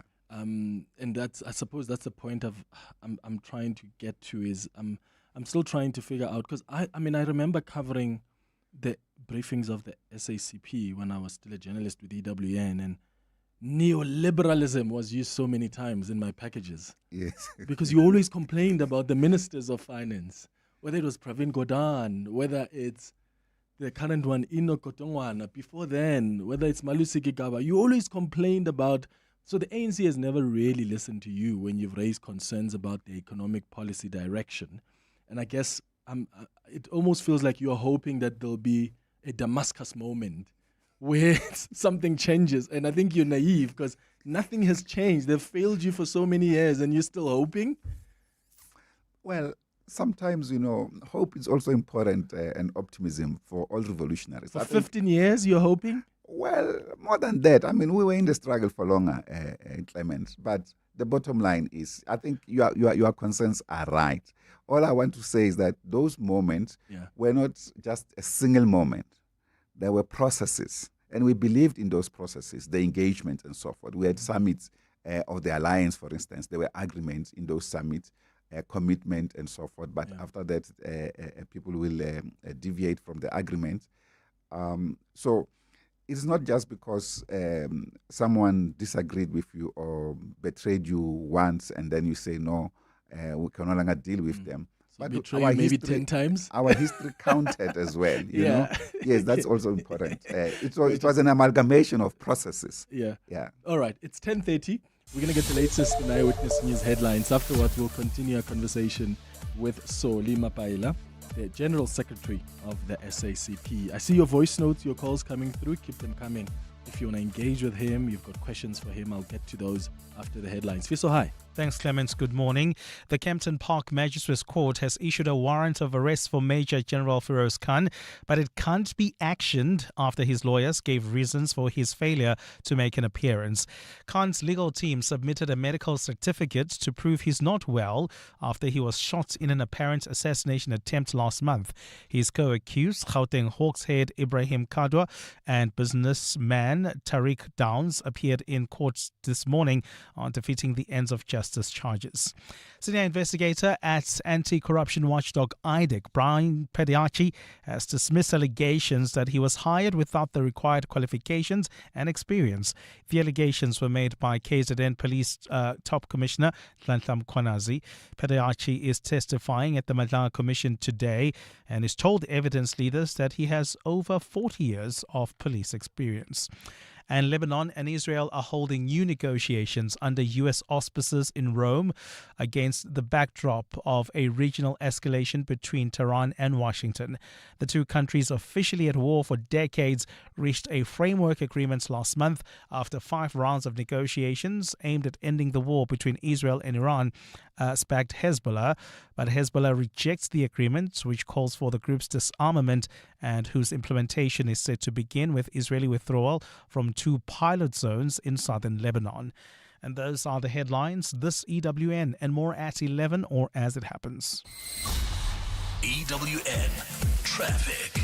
Well, traveling in Marlborough, we still have got delays along the N3 South. This is between the Baku interchange and Marlborough Drive. That's due to roadworks there. There's also roadworks causing delays on the N12 and the R24 West. That's between the Edenville Road exit and the Gilulis interchange. Heading towards Amalgam, do expect delays on the M2 West approaching Main Reef Road. There's also queuing traffic reported in Sharon Lee along Malibongwe Drive towards President Fouché Road. If you do see anything else, we're on X. Please do send us reports there. There's more EWN on air, online, and on the EWN app. Welcome to Nando's Taste-Demonials. It's the flavor! Real reviews by real people. Nico from Kailami is in touch with his emotions. So when we asked about the Nando's Peri Peri half chicken and a single side for only $1.25, he said, I'm sad. I finished it. Ah, Nikos, ungawari. Because this chicken season has more episodes. Nando's. Oh, what a place. Johannesburg is calling. Join thousands of Joe Burgers on Sunday, 26 July for the 702 Josie My Josie Walk the Talk in proud partnership with Standard Bank. Experience the energy and spirit of the City of Gold as you walk through the historic streets of Joburg CBD, celebrating a city on the rise. As an iconic brand deeply connected to Johannesburg, Standard Bank invites you to be part of a movement that's bringing communities together and showcasing the best of Josie. Starting and finishing at Ellis Park, this is more than a walk. It's a celebration of our city and its growth journey. The 702 Josie My Josie Walk the Talk, proudly partnered by Standard Bank. The 18th of July marks Nelson Mandela Day, a global call to action encouraging us all to spend 67 minutes making a difference. Join the Adopt a School Foundation as we bring companies together to uplift a school in Soweto. Plant a vegetable garden, read to a learner, paint a classroom. Every act of kindness helps create a better learning environment and a brighter future. Honor Madiba's legacy, give your 67 minutes and be part of a lasting change. Visit adoptaschool.org.za for more. 702. The Clement Manyathela Show. Let's walk the talk. 25 minutes before 11 o'clock, we're in conversation with the Secretary General of the SACP, Soli Mapaila.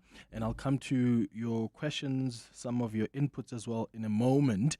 But before we move on from this, Soli, I wanted to check have you found a way that you're going to be managing your campaigns as the SACP? Because the ANC was saying that members cannot campaign for both the ANC and the SACP. Have you resolved on how you're going to manage that? Because you've got some of your members who've got dual membership, and ordinarily they would campaign for the ANC, but the ANC now says, choose.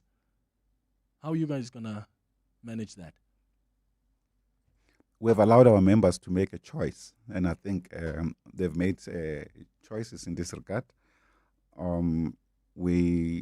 By the way, we had considered to this matter long ago before the ANC made this announcement. They made it in a dramatic way. We made it in a comradely way, understanding where we come from as a movement. Before the NEC that took this decision, we had written them a statement, a letter, which we published because the previous discussions with them, they will hide it sometimes from the rest of the NEC members. We decided to release that in a general statement where we indicated that those members who feel conflicted have the right to or can continue and campaign for the ANC. So we're that magnanimous as the party. But they made it sound like it's a punishment when they announced it, that they are dealing with a communist.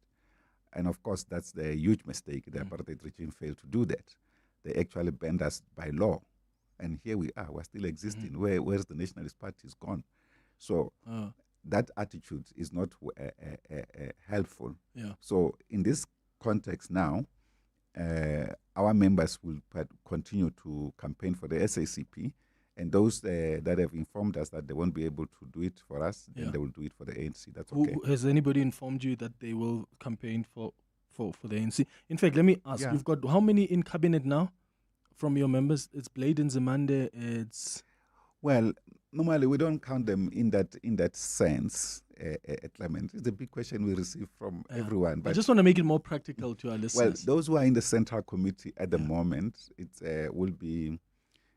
Comrade Blade and Buti as ministers. Yes, then David Masondo then is deputy. David Masondo, Andrew Snell, Pauli Bushielo as deputy ministers. Who are they going to campaign for? We have freedom to campaign for the ANC, so all of them. So they will be campaigning yes, for the ANC? Yeah, that's a PB decision. So the PB said there should be no basis for them to leave their deployment. But that's not a deployment. The deployment is in government. In this case... Yes, no, their deployment in government, because that's where the conflict is. The ANC believes that once they've deployed you, they also mistakenly believe that the deployment is personal. It's one entity of the organization, when actually in our processes, there's an alliance process. Yeah, I mean, it would be awkward for Buti and Blade and Masondo and others to campaign against the ANC. That's why we cleared that for them. Yeah. To say, no, go ahead and campaign for the ANC. Are they first members of the SACP or members of the ANC first? Well, it depends on an individual, but certainly take, for instance, and this is an issue that the PB also raised, the Comrade Blade. His former general secretary is number 2 in the party. And there should be no basis why there should be a conflict in him. But you needed an understanding of the ANC to appreciate that. So, but we didn't want him to make a personal choice.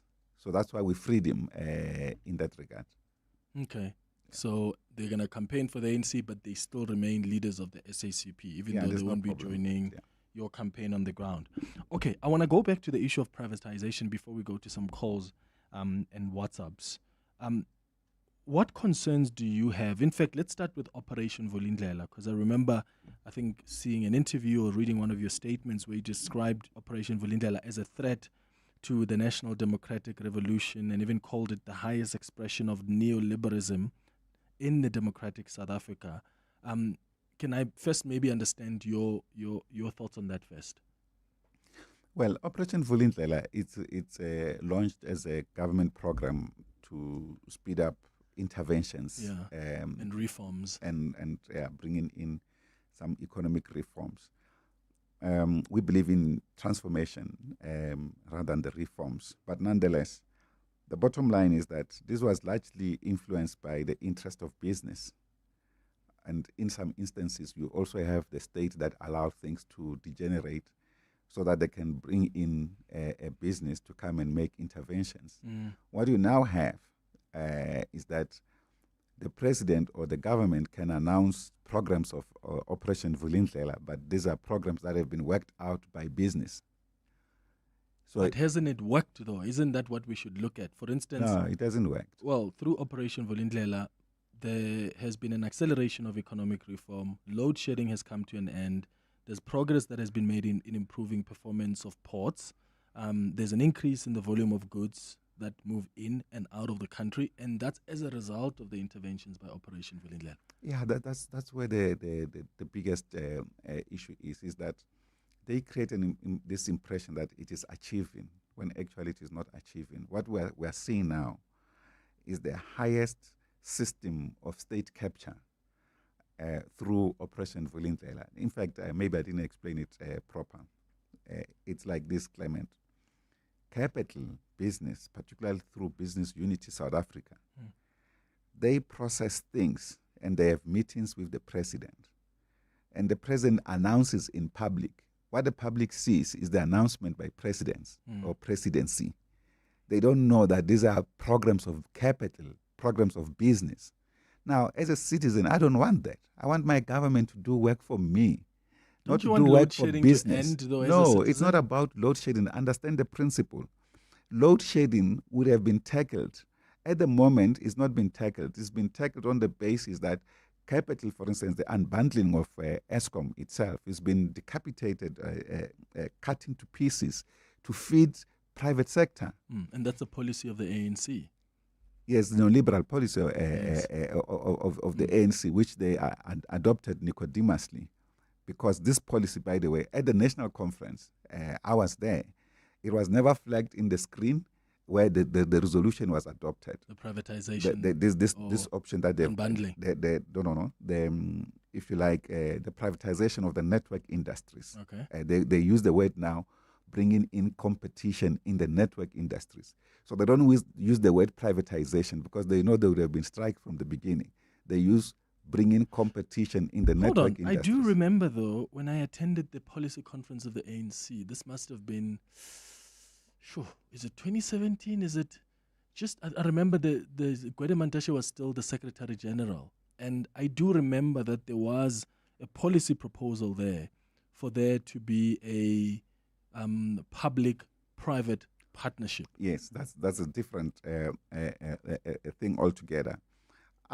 When Tito became Minister of Finance, just after the President Ramaphosa became President official,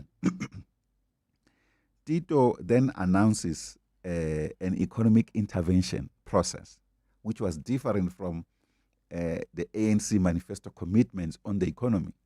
We took up that matter. We took it up with the ANC. I actually even took it up with the president personally. I showed him why Tito was wrong. In fact, when we took it to the alliance.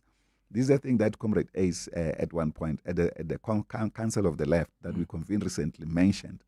We took documents to the leadership to show them that this is not our policy.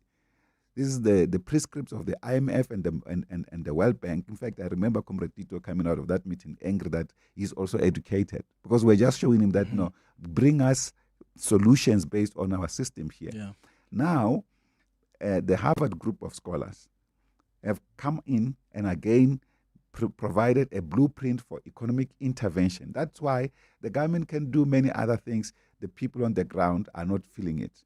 It's capital that is actually celebrating at the moment. And they use this in the name of Operation Vulindlela. It's located right inside the prison. So you have got a state capture, policy capture of the state by big capital, pronounced officially in public through the persona of the president. I've interviewed Operation Vulindlela representatives for a number of times, and I've always come back to them to ask, but what have you done and what results are we seeing? And that's why I'm mentioning these green shoots, because I think it's only fair to also say, okay, we see the positives that have come as a result of intervention, and I've seen their interventions at Eskom.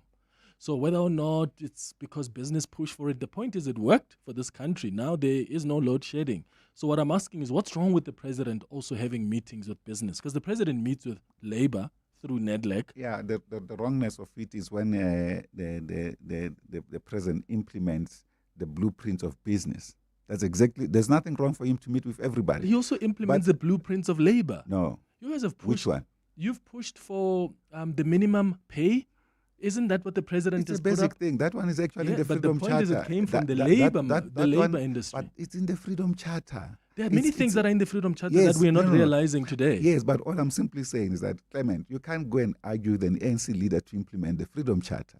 I agree with you. Basic. But that's why you need labor, you need business, you need other civil society to advance what would end up being in the interests of South Africans. In this case, as labor, you're advancing, rightly so, the interests of South Africans through pushing for minimum wage, right? Business is also advancing for the interests of South Africans through pushing for proper reforms that are needed. No.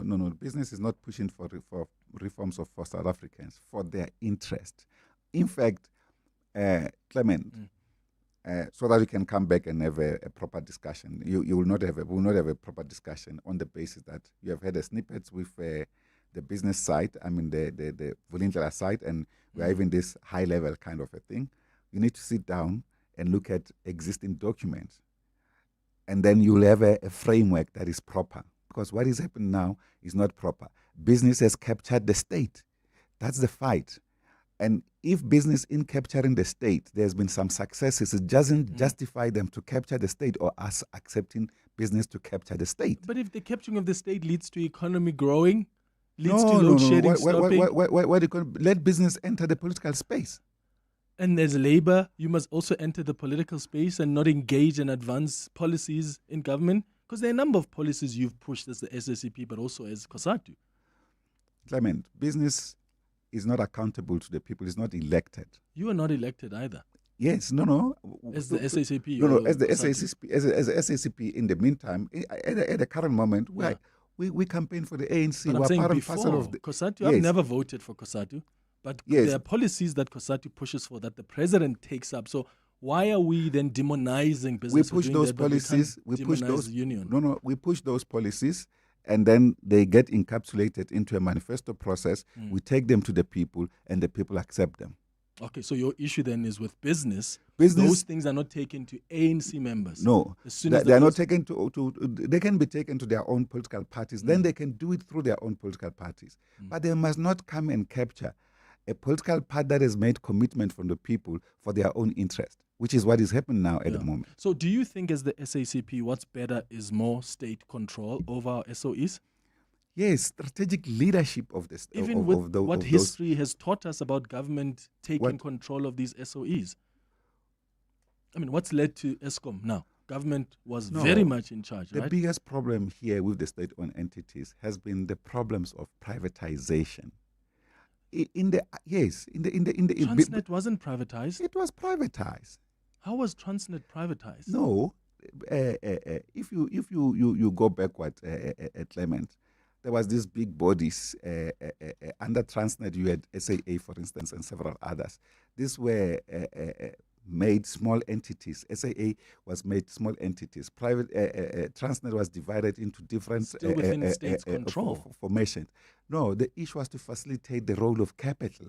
That's the bottom line. That's the reason why SAA has collapsed today.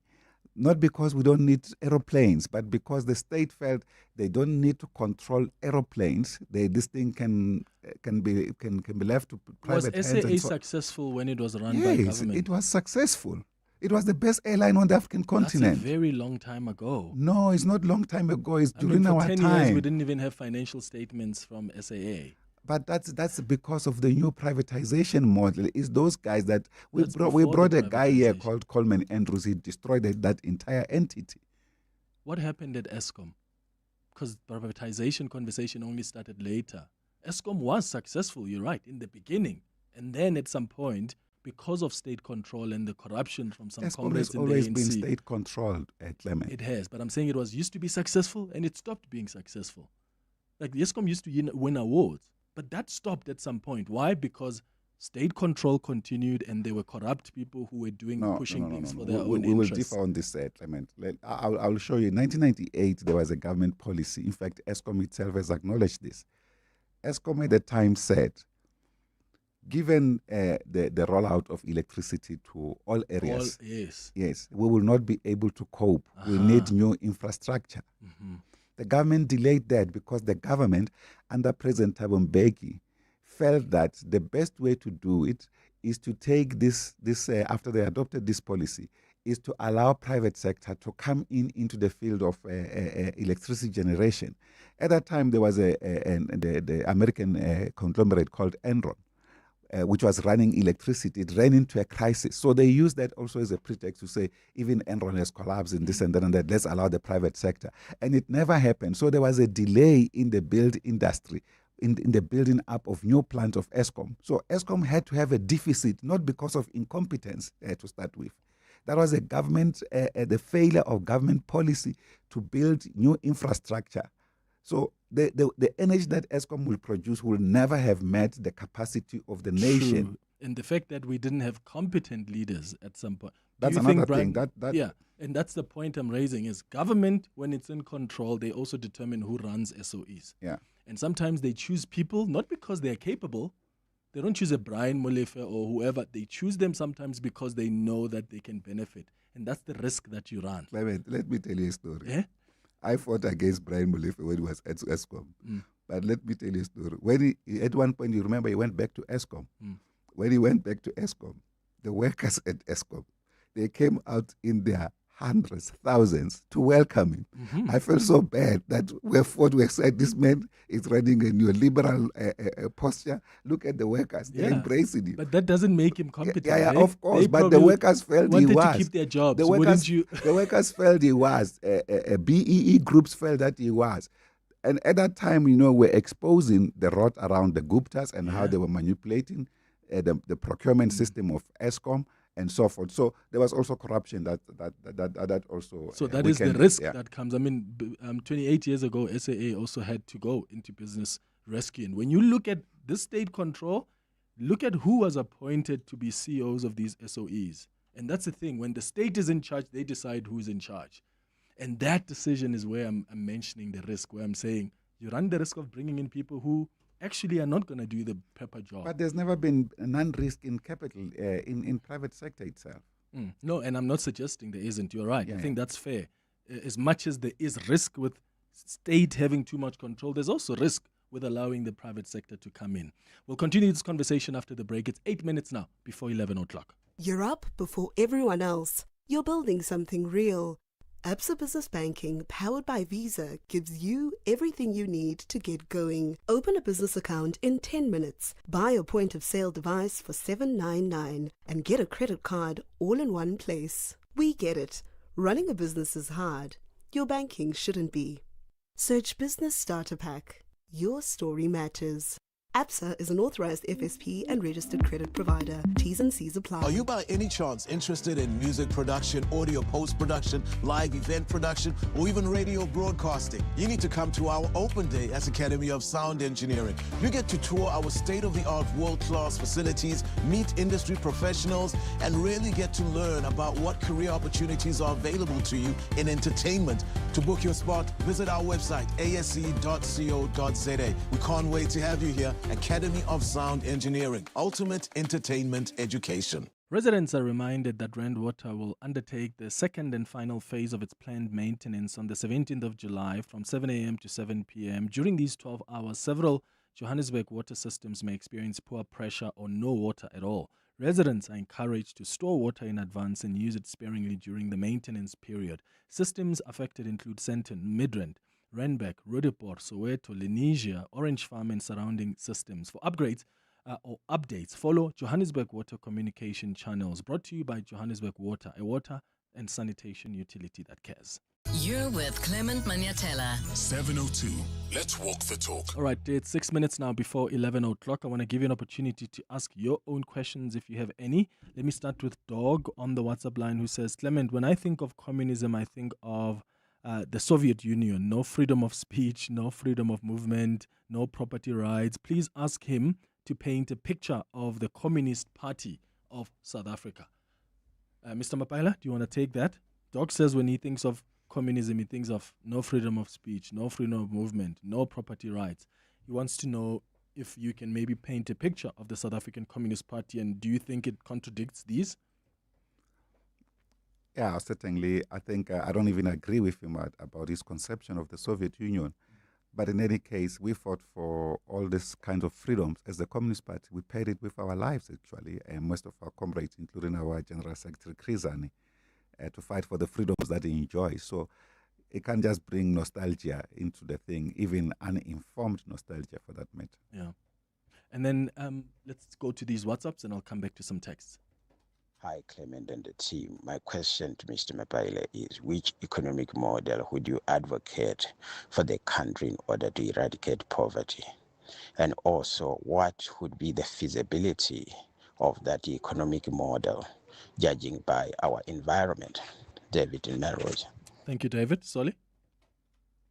Yeah, that's a very important point. The dominant role of the state that becomes critical, the public role of the state in taking responsibility to wipe out, eradicate poverty in society.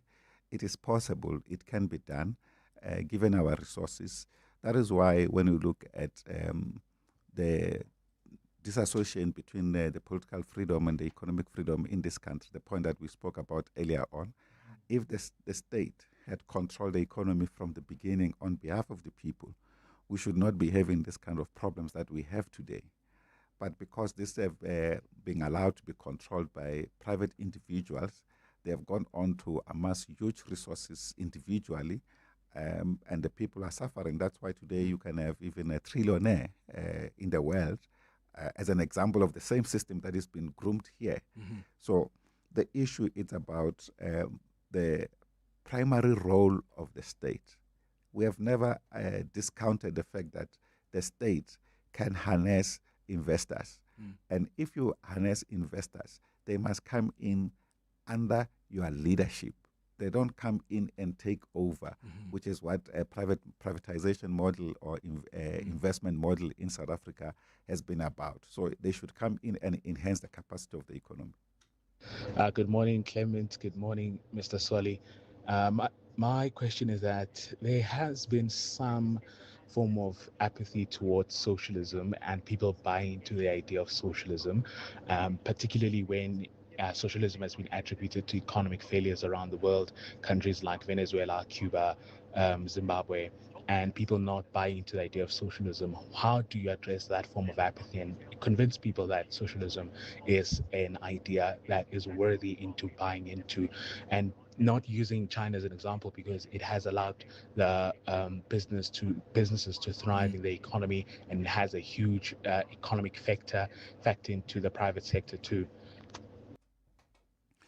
You can't discount China first because it's a socialist country, and it's unequivocal about that. It's a socialist country. It's the first socialist country to have eradicated poverty in the world, ahead of first world countries. With the help of business. No. Clement, in China, there's no capitalist class. There's no capitalist class. There will be capitalist, that is individual capitalist. There's no capitalist class. The dominant leading class in China is the working class. So the working class are in charge. The workers, the poor are in charge, headed by their vanguard party, the Communist Party of China. So any other thing is untrue. So it's important that that is put into perspective. Cuba has been under blockade 2 years after its success of its revolution, because of the United States that did not want to see a better alternative system just next door. But at the same time, its achievements are remarkable. It's the leading country in the world on a Human Development Index, even ahead of the United States. So, I mean, when countries achieve those kind of stuff, irrespective of the propaganda, you can see the achievements in education, in health, and so forth. They've been leading. Venezuela is just coming in, and the United States has interfered. But you can see the developments in Venezuela after the introduction of socialism. Venezuela used to have one of the largest squatter camps in Latin America, Petare. It has turned that around into a massive social housing system and development of the community. So we can see socialism functioning and working, not what we're hearing from the propaganda of the West. Oh, I hate time because I'm out of time now. Sorry so about please, can you come back? We make time, so sorry about that. There's so much for us to talk about, but I'm completely out of time now. But I really appreciate you making time to come through. I will arrange to have you back for part 2 of our conversation. That's Solly Mapaila, the General Secretary of the SACP. Your next transaction could win you a brand new Mazda 2. As proud partners of 702's Walk the Talk, Absa and Mazda are putting Josie in the driver's seat. Download, register and transact on the Absa banking app between 26 June and 20 July 2026 to qualify. The winners will be announced on race day. Absa is an authorized financial services and registered credit provider. Competition terms and conditions and minimum spend apply. We asked rugby legend Francois Steyn what he thinks of the all-new Toyota BZ4X. France, would you say the BZ4X is a rugged all-wheel drive SUV? Yeah. Cool. Was the acceleration and handling good? Yeah. All right. So you think the BZ4X can handle South Africa? Wat dink jy? Well, there you have it. The all-new Toyota BZ4X, an all-wheel drive battery electric SUV made to handle South Africa. The BZ4X, it just got real. When it comes to protecting your workforce, trust the workwear brand that has been protecting workers for over 150 years, Sweetall. Sweetall has overalls and uniform solutions for every industry, so your team is safe, comfortable, and ready to tackle any challenge. Visit our Boksburg showroom, shop A1 Atlas Road, Westwood, Boksburg, or go to sweetall.com today. Sweetall, we never let you down. Superior protective workwear since 1871. This is EWN. Good morning, I'm Sriso Zulu. The Kempton Park Magistrates Court has issued a warrant of arrest against crime intelligence boss Feroz Khan, but it can't be effected after his lawyers provided reasons for his failure to make an appearance today. Khan's legal team submitted a medical certificate to prove he's not well after he was shot in an apparent assassination attempt last month. His co-accused, Gauteng Hawks head Ibrahim Kadwa and businessman Tariq Downs, appeared in court today on defeating the ends of justice charges. Kadwa and Khan allegedly falsified information in 2021 to claim that Downs was a police informant after he was found in possession of raw gold.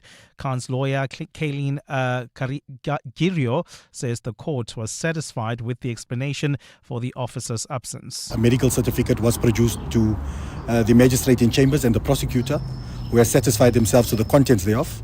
How he is doing, when he will be better, I am not sure at this point. We will wait for the directive on that. Insofar as the warrant is concerned, you would see that the state was satisfied that we had a valid reason due to his medical incapacity, and therefore the warrant was stayed. Senior investigator at anti-corruption watchdog IDEC, Brian Pediachi, has dismissed allegations that he was hired without the required qualifications and experience. The allegations were made by KwaZulu-Natal Police Commissioner Nhlanhla Mkhwanazi. Pediachi is testifying at the Madlanga Commission today, and he's told evidence leaders that he has over 40 years of police experience. Pediachi says he has certificates in detective work, fraud and money laundering investigations. Thus, I put it up front that the allegations that I was appointed to a senior position within IDEC in the circumstances where I do not have the requisite skills, experience and qualifications is void, empty and bereft of a factual foundation. It is baseless. Before my appointment, I have been involved in many successful criminal investigations. 5 people have been arrested in Limpopo for allegedly intimidating foreign nationals, inciting violence and impersonating Home Affairs officials. The group in Lephalale is accused of intimidating a Nigerian shop owner who was forced to shut down his business and leave South Africa. Police say the group is also suspected of mobilizing community members against undocumented foreign nationals and encouraging the unlawful removal of migrants from the area.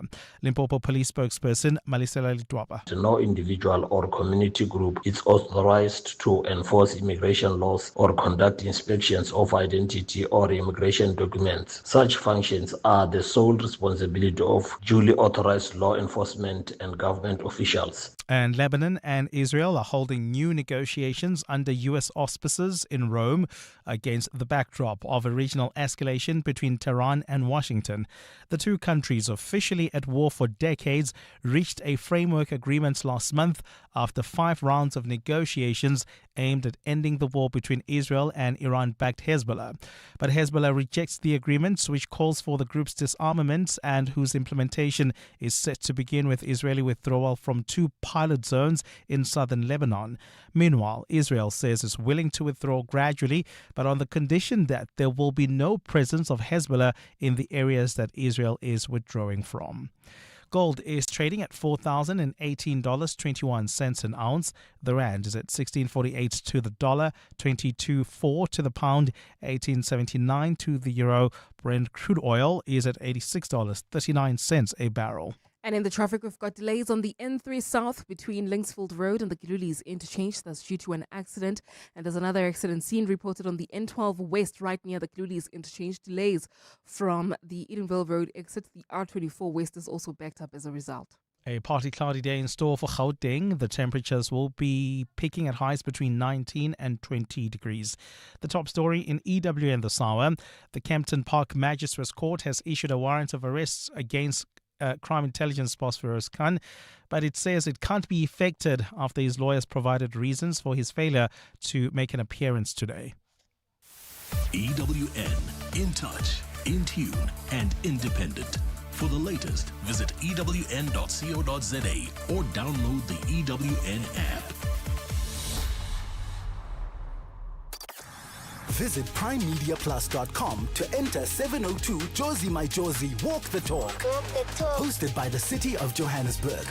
Walk with the people, for our Josie. For Joburg, by Joburg, in Joburg. Bamise bonke. You're with Clement Manyathela On 702.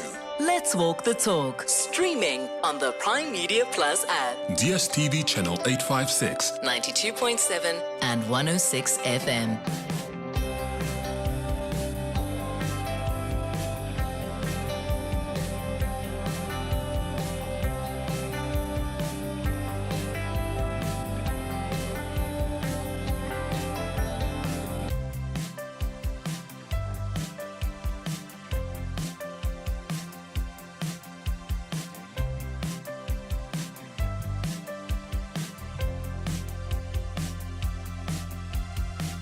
Seven minutes after 11 o'clock. Dumela, welcome to the third and final hour of the Clement Manyathela Show. Thank you for staying with us here on 702. It's time for our World of Work feature.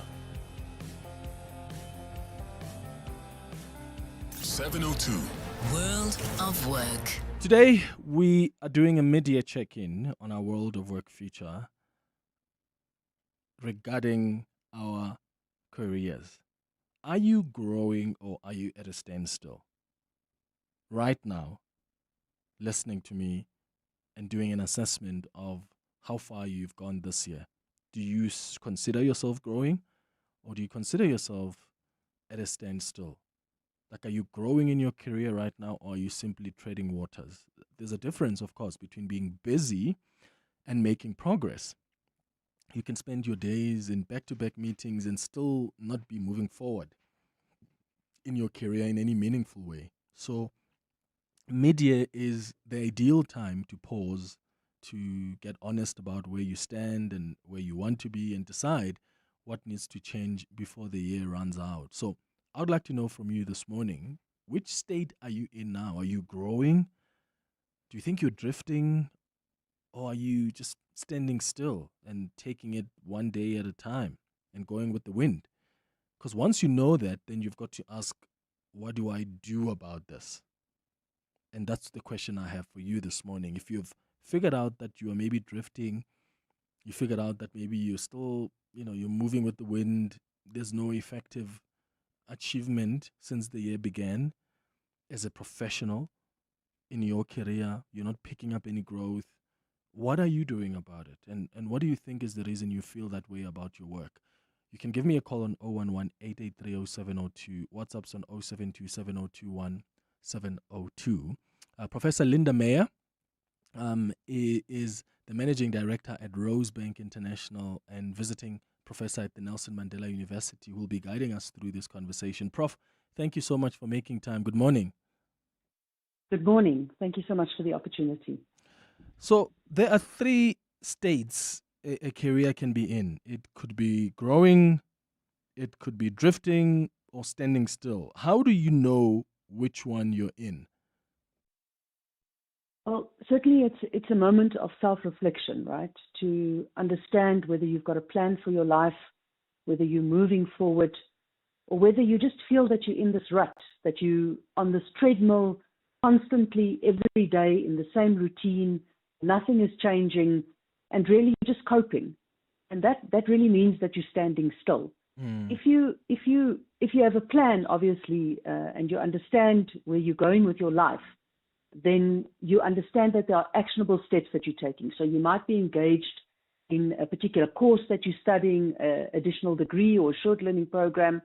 You might be, undertaking coaching or mentoring activities and really making sure that you are investing in yourself because you have a plan. But when you wake up every morning and weeks start blending into each other, you don't know where the year has gone, nothing is changing, the routine is staying the same, then you really need to understand that you're stagnating. And this is a very dangerous place for professionals to be in. Yeah. Why is it dangerous? What often comes after this period? Well, certainly what we find is that, that people often go into a burnout cycle. So they really start being disengaged from their work. They start being unhappy. They go into cycles of depression. And this really is really where the reflection starts taking place, where they start asking themselves very serious questions about where they currently are, but also where they're going with the environment in which they currently find themselves. Why is drifting often the hardest state to notice in yourself? Well, the first thing when you're drifting is that things are okay. So you're getting your paycheck every month, you're going to work. The work is not terrible, the people you're working with are not terrible, your boss is not too bad. But you really, you're just doing, you're just functioning, you're going from day to day. So there's no progress, there's no self-development, there's no confidence, there's no relationship or reputation management that you're really engaging in. And this is, when we refer to drifting, it really is that we have to ask ourselves this very important question, right? Are we treading water, or are we in a career? Are we in an upward cycle? In other words, are we growing where we are now? Are we taking on new challenges? Can we see a long-term vision for ourselves? Or are we drifting? And drifting is when we have no sense of urgency. So we're busy, we know what the expectations are, we know what's being said, it's comfortable.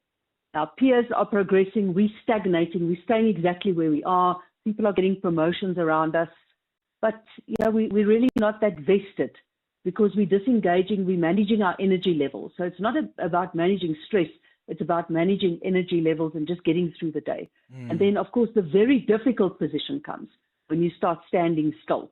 And that's when your energy starts dissipating. That's when you're really struggling to get out of bed in the morning, when you're completely disengaged and you're going on the cycle, this daily routine of just getting up, going to work, doing this. The weekend comes, you're seeing one or two friends, you're seeing family. But when the stagnation comes, you start withdrawing completely because you just don't have the energy to deal with the outside world. And this is a very dangerous place that professionals find themselves in.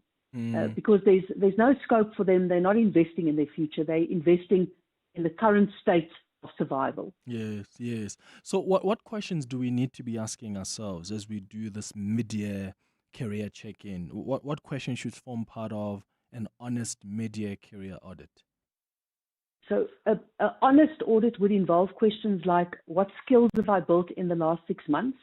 And are they the right ones? So we see in mid-year, there's a lot of individuals that decide to, have a different career trajectory. So they might want to change their jobs. And this is one of the very important questions. What skills have I built in the last 6 months? The next is, what is giving me the energy at work and what is consistently draining it? So what are the things, have I got a toxic boss? Have I got a toxic work environment? And be honest about those. What are my relationships with peers and managers or mentors? Have I actually identified a mentor or coach to help me move forward? And then asking, in my current role moving forward, is it really where I want to be right now, where I want to be in 3 years, in 5 years? Is it helping me on this trajectory, or am I really in a stale environment? So these are very important insights that we then get. So, of course, there's no right or wrong answers, and we shouldn't approach these questions in a judgmental way. We must do it in a critical, reflexive manner so that we understand in ourselves. And there's small things we can do, Clement, like there's free courses on Coursera, HarvardX, EDX, free courses from the top universities in the world. They're free 6-week courses. And if you just take one of those courses, when you're feeling stale, and just do that one positive step. It really is helpful for you to have a plan with your life and just to get out of that cycle of treading water on this hamster wheel. Got you. It's 15 minutes now after 11 o'clock. Let me hear from you now. Where do you think you are in your career right now? We're doing this mid-year career check-in, and I'd like to know if you feel like you're growing this year.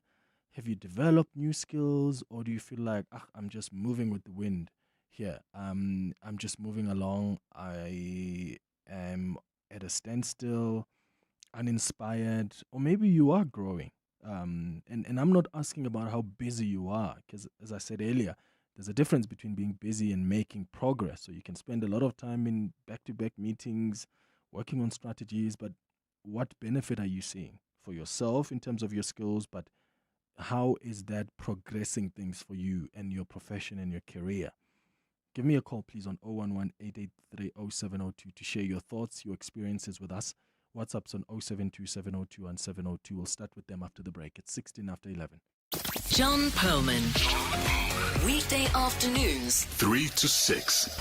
Let's say I'm meant to be a witness at the Madlanga Commission, and I go to a medical professional and say, listen, I'm feeling really, really ill. I'm not up to being where I need to be today, and they sign me off. Presumably, they could offer as a defense, hey, Perlman never said he was appearing before Justice Madlanga and 2 others. The issue is that the medical professional should actually provide details. It's not up to them to judge those situations. Right. Madlanga Commission is in a position to do is to get an independent medical professional to do their own check. John Perlman. 3 to 6 on 702.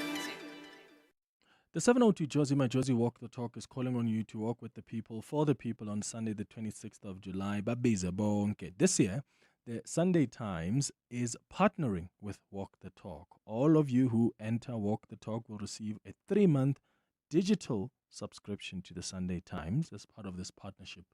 And look out for all the coverage of Walk the Talk in the Sunday Times and on Times Live. So whether you are taking on the 8-kilometer, 5-kilometer or 15-kilometer walks, enter now on primemediaplus.com. Time is running out, and get ready for the 702 Josie, my Josie Walk the Talk, hosted by the city of Johannesburg.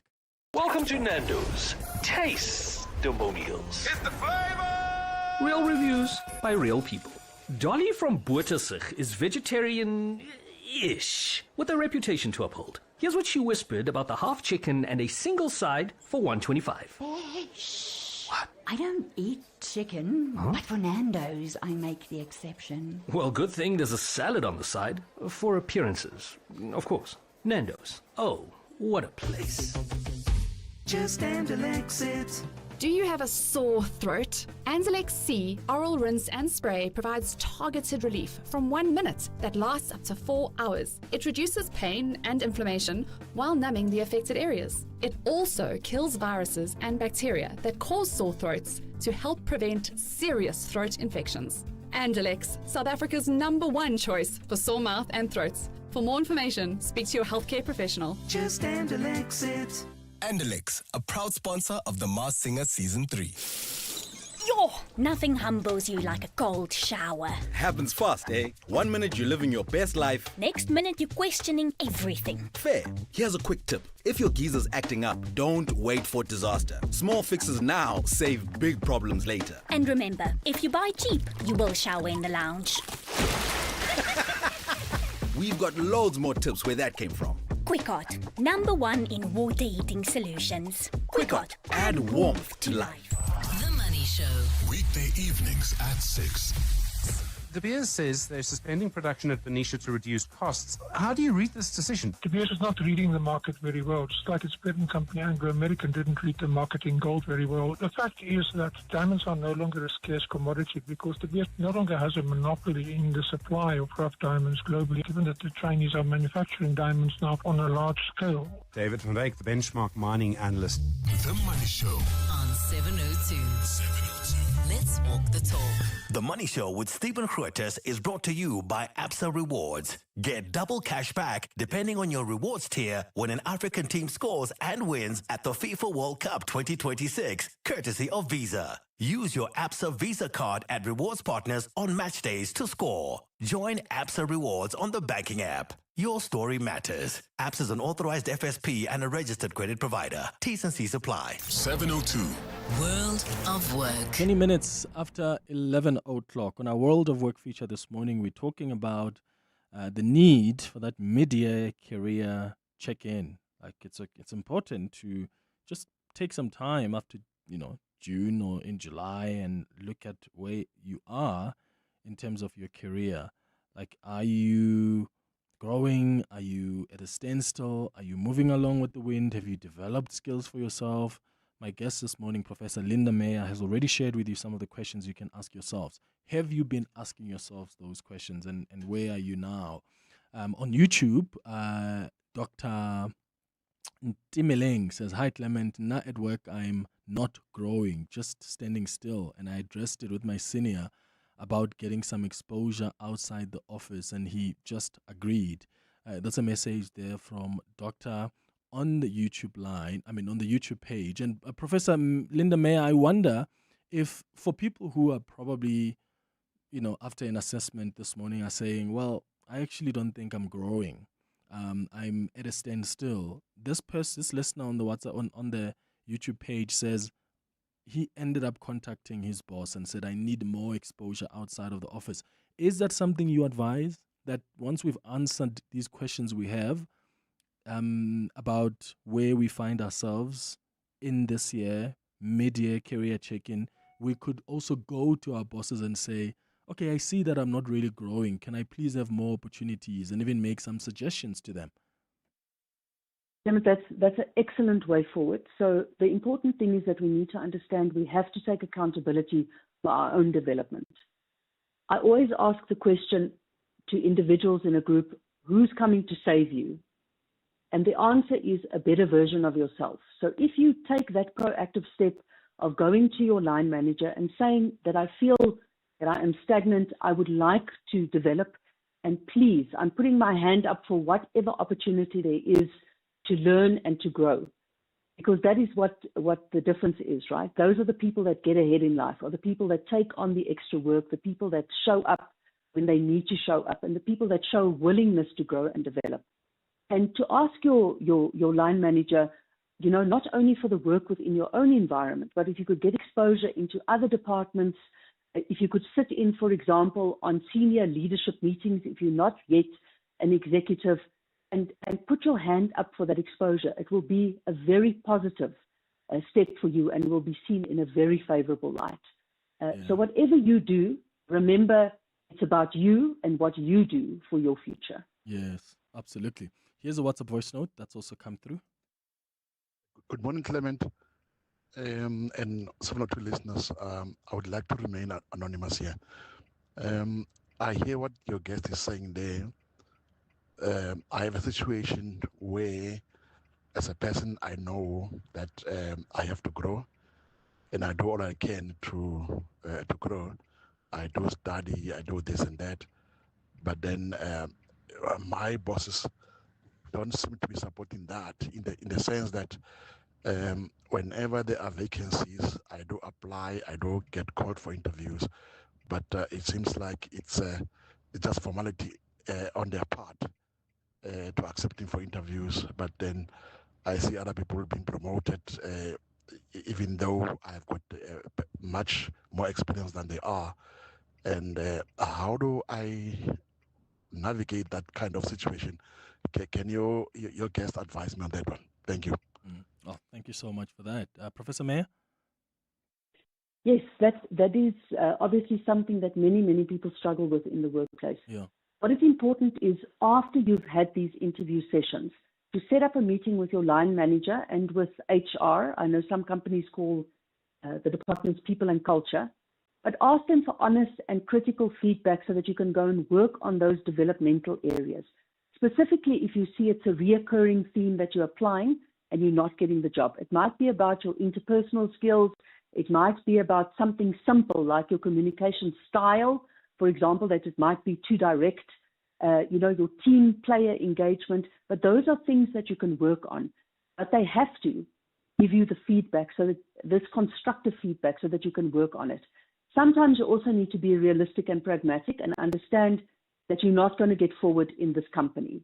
You might have, irked somebody higher up the chain, and that's a reality, right? We're all human, we're all in this environment of egos. And then you need to ask yourself the important question, is it not better for me to apply for this promotional opportunity outside of my current work environment, which might be a very realistic and sensible way forward. So have that discussion. But once they've given you that list and you've worked on those areas and you still are not moving forward, then I think the writing is on the wall, and you need to understand what this is. And of course, you can go through the CCMA processes of unfair labor practices, but you need to always weigh up whether you want to be at an institution where you're tolerated or one where you will be celebrated. And that is always the most important question to ask yourself. Good morning, Clement. Good morning, 702. Your topic today has actually just really hit home. I am in the sales environment, and the last couple of months has been really tough. And I thank you for such a topic, because now I actually realize exactly where I'm sitting, and I've just noticed that I'm drifting. I am drifting, and yeah, it's not an easy space to be in. Because of the marches and all sorts of things have been affected. And it's got basically nothing that I could actually control at this point in time, I think that's what makes it very frustrating. But anyway, could the professor there just repeat again in terms of courses that can be done? Just to keep time going, because my intention was to actually start studying a bit further. Can she just repeat some of the courses and websites that we can go to? Because I think that is quite a great solution. Molefe from Rhodoport. No, thank you so much, Molefe. Professor Mayer? Yes, absolutely. So the courses that I referenced, which really are helpful, is a website called Harvard X. So you write Harvard and there's the letter X, EDX. So it's a small EDX, the letter X. Coursera. The United Nations also has free courses available. And when I say free courses, I'm speaking about everything that you can imagine from the top universities in the world. Whether you can do a project management course with Wits University that costs you absolutely nothing. You can study with Harvard, Cambridge, Washington University, you name it, the universities are there with these free courses. And they do this as a social impact investment in the global community. The United Nations has a myriad of courses on AI, technology, and the courses on these platforms range from anything from project management to child minding to advanced neurosurgical instrumentology, you name it, engineering, it's there. And this is a great way. I enroll for several of these courses at any given time. They're courses, psychology courses on the art of happiness. Really, they are fulfilling courses. After 6 weeks, you get a certificate. If you pay a small fee, you get a certificate, a formal credit-bearing certificate from the institution.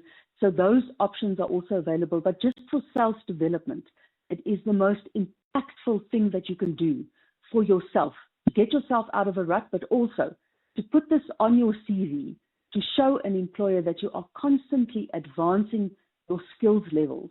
We find so many people, Clement, that speak about getting their degree 30 years ago, and they haven't done any additional skills courses to beef up.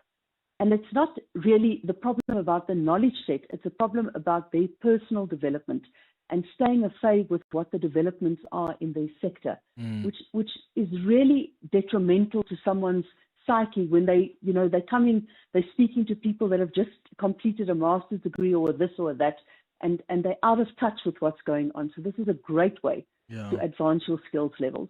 So Ulebocheng says, hi Clement, I definitely feel like I'm stagnating, and I've been for some years now. I've had 2 babies in the past 4 years, and I've justified the stagnation by saying that my current work situation allows me to give attention to the growth in my personal life, but I'm not sure if I'm being entirely honest about that or if I'm just afraid of looking for something new.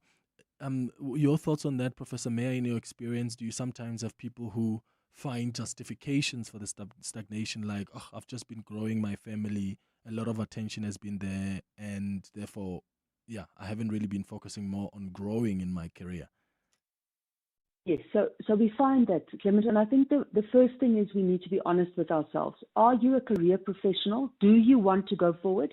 Or do you want to be a parent and sing in the choir on a Sunday, and your family is your life, and your job is just where you get your salary? And that makes you happy, and you work hard when you're at work, and you bring your full self when you're at work, and that's fine. But if you are a professional that wants to move forward, maybe, Clement, if you'll allow me, there are 3 obstacles that invariably hold professionals back that I can just mention. And the first is their skills gap and experience. So because you're not getting these new skills, because you really aren't focusing on advancing yourself, you default back to not wanting to put your hand up, not wanting to have a plan for your life. Yeah. And the second is, where most professionals are reluctant to name it, and that is about self-doubt, fear, and failure. So we often speak about the imposter syndrome, right? Where you feel you're not the right person in the room. And as Barack Obama tells us, he tells us that so many times he's met with billionaires and top leaders in the world, and they weren't all that. So really don't feel that you are not the right person in the room. Rather ask yourself, what skills should I be building to ensure that people recognize me in the room? And the third obstacle is obviously the environment and the leadership structure that you have. So we're very fortunate sometimes that we have bosses that care for us and care about our development, care about our work advancement. But then we get bosses that really, they themselves are just trying to cope. So they are not, they're not spending any time thinking about you or what is important to you. And you have to craft that way yourself by engaging with mentors in the workplace. And it might not be your boss. You might have a different mentor or coach that is a senior leader in the business, or somebody that doesn't even work in your company that can give you this advice. Yeah. But you have to, the first thing is to sit down and have that one actionable step. Gotcha. And have a plan. Where do I want to be in 3 years? Where do I want to be in 5 years? Yeah. Professor Linda Meyer, you've been great. Thank you for joining us. She's the Managing Director at Rosebank International and visiting professor at Nelson Mandela University. It's 11:32. Bali has the latest in Eyewitness News. Bali, I see that there's a warrant of arrest issued for Firoz Khan. That's correct, Clement. A very good morning. Well, the Kempton Park Magistrates Court has issued a warrant of arrest for crime intelligence boss Firoz Khan, but that warrant has been stayed because Khan remains in hospital. His legal team submitted a medical certificate to prove he is not well after he was shot in an apparent assassination attempt last month. The Madlanga Commission has heard how a fraud and corruption case against crime intelligence boss Dumsani Khumalo arose from a complaint laid by National Coloured Congress MP Fadil Adams. This was revealed by senior IDAC investigator Brian Padiachi, who's currently testifying before the Commission in Pretoria.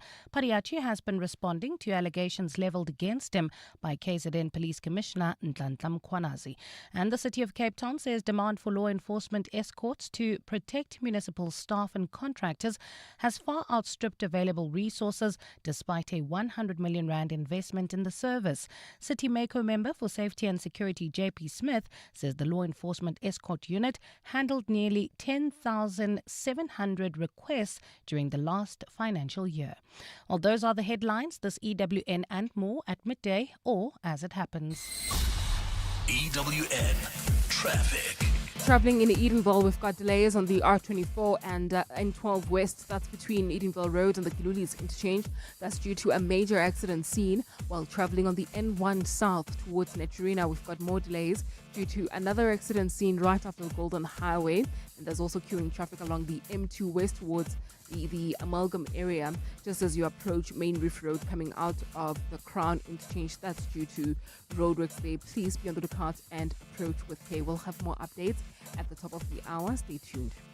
There's more EWN on air, online, and on the EWN app. 7:02 Josie, my Josie Walk the Talk is calling on you to walk with the people, for the people on Sunday, the 26th of July. Babiza bonke. And this year, you can choose from 3 different inner city routes. The 5-kilometer Victoria Yards route takes you from Ellis Park through the inspirational Joburg Cricket Club into Victoria Yards and past the Troyville Hotel. You can then finish off at Ellis Park. So whether you are taking on the 5 kilometer, 8 kilometer, or 15 kilometer, enter now on primemediaplus.com and get ready for the 702 Josie My Josie Walk the Talk, hosted by the City of Johannesburg. You've always moved in living color because your greatness was never monotone. Now let the world marvel at you in the all-new Aura 5 SUV, crafted with modern design, luxurious interior, and intelligent tech. Make your next move in the all-new Aura 5 SUV, starting from only 364,900. Visit gwm.co.za for T's and C's and to book a test drive. GWM, go with more. You feel it long before it hits. The rumble of something big. That's 10Bet, where the stakes rise and every online game hits like lightning. Deposit 50 Rand or more and get the welcome offer package of up to 5,000 Rand. Join now at 10bet.co.za. 10Bet is a licensed betting operator and supports responsible gambling. No persons under the age of 18 shall be permitted to bet. Betting can be addictive. Winners know when to stop. South African Responsible Gambling Foundation toll-free counselling line 0800 006 008 or WhatsApp help 076 675 0710. 702. Health and wellness. 24 minutes before 12 o'clock. This health and wellness feature is brought to you by Cipla. Stay connected with us. So today, on our health and wellness feature, we're discussing type 1 diabetes in children. Type 1 diabetes is one of the most common chronic conditions affecting children, and yet it remains widely misunderstood, and it's often confused with the lifestyle linked type 2 diabetes, or sometimes it's wrongly blamed on a child's diet. And in this country, there's a concerning number of cases that go undiagnosed until a child is critically ill. And that's largely because parents, caregivers, and even some healthcare workers don't recognize the early warning signs. So if you or someone close to you dealt with type 1 diabetes diagnosis in a child, I'd like to hear from you how you have been managing that. Like, what questions do you have about managing diabetes at home or even in the classroom? Give us a call or send a WhatsApp voice note on 072 702 1702. Laura Mostert is a registered dietitian and also type 1 diabetic person. Laura, thank you so much for joining us. Good morning. Good morning, Clement. Thank you for the opportunity. So for the parents who have never encountered it before, how would you explain what type 1 diabetes actually is, and how different is it from type 2 diabetes? So there's a really big difference. Type 1 diabetes is a lifelong autoimmune disease where the body's immune system actually attacks and destroys the cells that make insulin in the pancreas. This is why regular insulin injections are needed every day to help control blood sugar levels so that we can still lead a healthy life. On the other hand, the body of someone living with type 2 diabetes still makes insulin, but the body cannot use it properly, or in some cases, it also doesn't make enough of it. So in both cases, with no treatment, the blood sugar levels rise, posing a significant risk to the person's health, and it can be very dangerous. What are the early signs, like the early warning signs as a parent or teacher or caregiver that we should never ignore? So there are quite a few warning signs. So of the more common warning signs are a child might need to urinate more often, they may be very thirsty, they may be very fast and unexplained weight loss, they may be very hungry, like an increase in hunger, blurry vision, lack of concentration in class, cuts or sores that are maybe not healing as fast as what they used to, regular or frequent infections that aren't healing. And then the main warning sign where most patients are actually diagnosed, and I almost want to say this is when we've ignored all the other signs and it's already too late, is when there is diabetic ketoacidosis, so DKA. And the warning signs for that is a fruity smelling breath, nausea, vomiting, stomach pain, fast breathing and confusion, and often fainting. And I mean, if someone is in DKA, they can go into a coma as well, which is quite dangerous. Yeah, sure. And the delayed diagnosis, because that often can be the case, why is a delayed diagnosis so dangerous for a child with type 1 diabetes? Well, it's very dangerous because the longer the blood sugar levels stay high, the more damage is caused by this in the body every minute. So delayed diagnosis can also lead to DKA, as I just mentioned, which is sometimes where the person will go into a coma due to a buildup of ketones. And ketones are substances made in the body when the body burns fat for energy instead of sugar. This is because if there isn't enough insulin in the body, the sugar from the blood can't get into the muscle cells to work as energy. So the body has to find a different source, and that's where it reaches for ketones. So it's very important to get a diagnosis and start treatment as soon as possible so that this can hopefully be avoided. Yeah. So, Laura, you know about the different myths that are persistent around type 1 diabetes, and there's one that we often hear, that too much sugar actually causes diabetes in children. Can you set the record straight on that, please? Yeah, so this myth is one I've heard quite often, and there are so many children that are bullied at school because of it. So no, type 1 diabetes is not caused by eating too much sugar. Like I mentioned earlier, it is an autoimmune disease or an autoimmune condition. And even after all of these years, the exact triggers or reasons behind why the immune system attacks the body is still being researched. So there's still no one exact reason why this happens. Yeah, just so weird. I want to take some calls now on 011-883-0702. There are some WhatsApps as well that are coming through on 072-702-1702. If you're a parent out there, maybe you're a teacher, you've got some questions about how to manage diabetes at home or in the classroom, or maybe you or someone close to you has dealt with type 1 diabetes diagnosis before in a child. How have you managed that? Hadi in Vanderbijl Park, you calling us from Vanderbijl Park. Good morning. Good morning, Clement. It's quite a tongue twister, right? Vanderbijl Park. Yes, Vanderbijl Park. Go ahead. Okay. Hi, Laura. How are you? Good, thanks, and you? It's so refreshing to have a dietitian who's also a diabetic. It makes so much of a difference to have someone, explain to you and they know what the hiccups are about the condition. It's rare, but it's lovely. So hi. My question, Clement, is I'm a mother who has a daughter. She's been a diabetic now for 11 years. She was diagnosed when she was 3. So she's currently in high school, but for the last couple of years, right, she has a fear of administering the insulin herself. So, whenever she has to take the insulin and inject herself, her hands shake. She goes into a bit of a panic. So she once went into DKA because she started lying that she's taking insulin when she wasn't. She experienced DKA about 3 years ago. It is not a pretty condition to go through as a diabetic. So I'm unemployed. We need the equipment. I cannot get the items and tools that help out with such. So now, a parent who's in my condition, what can I do then to assist her? Because I cannot keep driving to school after she eats, administer, track. It's too much admin, it's too much management, and now it makes it uncomfortable for her to live her life as young as she is. Yeah, sure. Yes, how do I help out in that regard? How old is she now, Hadi? She's 14. She actually turned 14 on Sunday. Yes.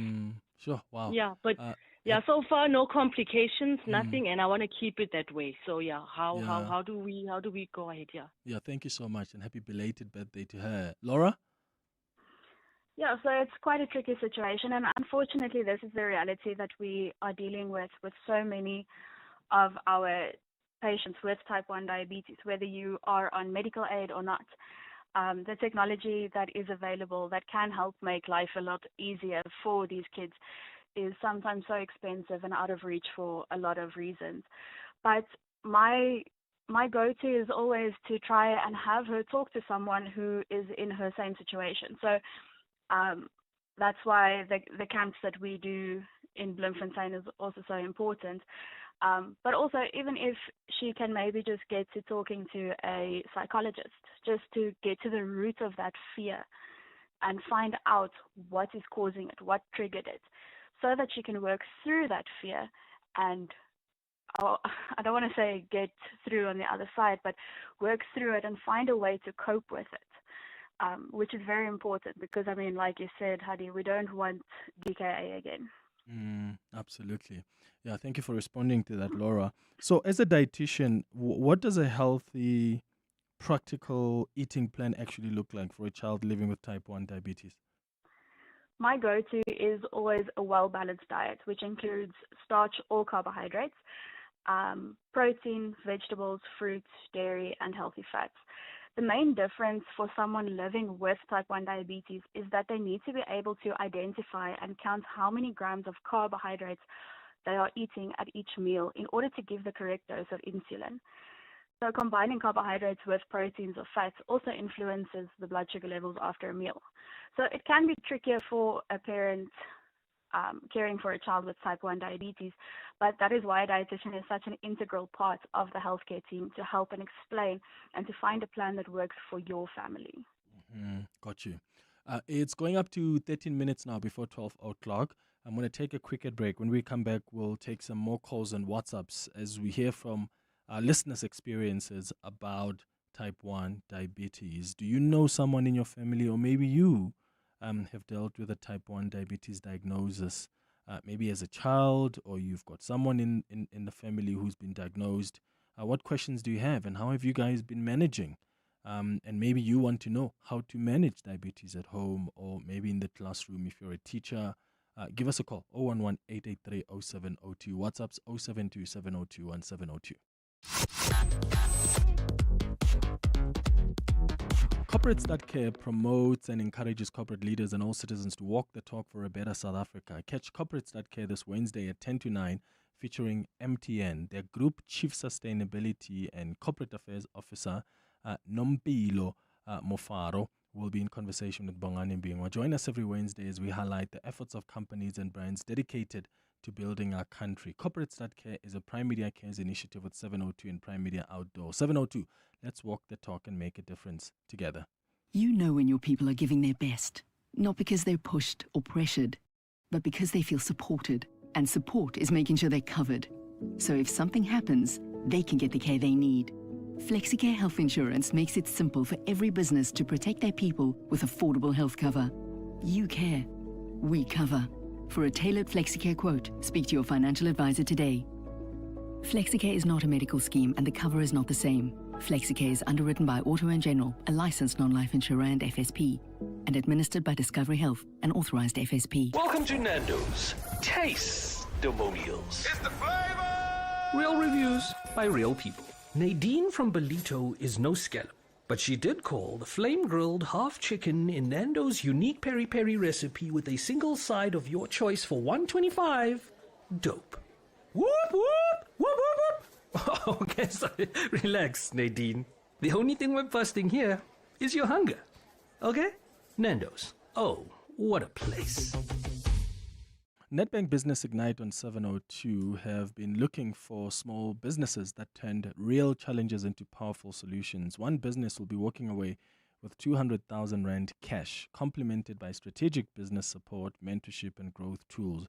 Catch 702 Breakfast with Bongani Mbingwa on the 17th of July from 6 a.m. when we'll be announcing the winner of the Nedbank Business Ignite on 702. T's and C's apply. Nedbank, an authorized FSP and registered credit provider. 702. Health and wellness. 12 minutes before 12, we're discussing type 1 diabetes in children, and we've got some of your WhatsApps on 072-702-1702. In fact, let's start with Amos, who's calling us from Diepkloof, and then we'll come to your WhatsApps. Amos, good morning. Good morning, Clement. How are you? I'm all right. Amos, go ahead. No, I'm all right, Clement. When I was diagnosed for diabetic by 2014 August, I was on type 1. But because on type 1 you have to get the insulin, inject yourself on insulin. But that was a problem to me because I'm a blind person. Okay. I had to try and get someone who will help me to put me some insulin. Mm-hmm. So it happened one day that person make a mistake. Instead of 10 milligram, he inject me by 100. and then I was unconscious, and then was taken to the hospital.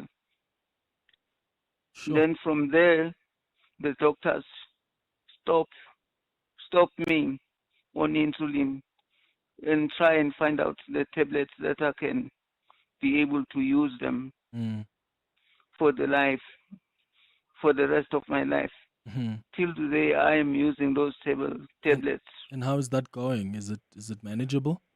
No, it is manageable. Okay. And I've find a new thing, which is in order to substitute that tablet. Right now, I'm drinking green tea, which is very, very good for me. Yeah. Amos, thank you so much for calling and for sharing your experience with us. I really appreciate it. I'll get Laura to respond to that in a moment. Amanda, you are in Bloemfontein. Hi. Hi, how are you? I'm all right. How are you doing? I'm good, thanks.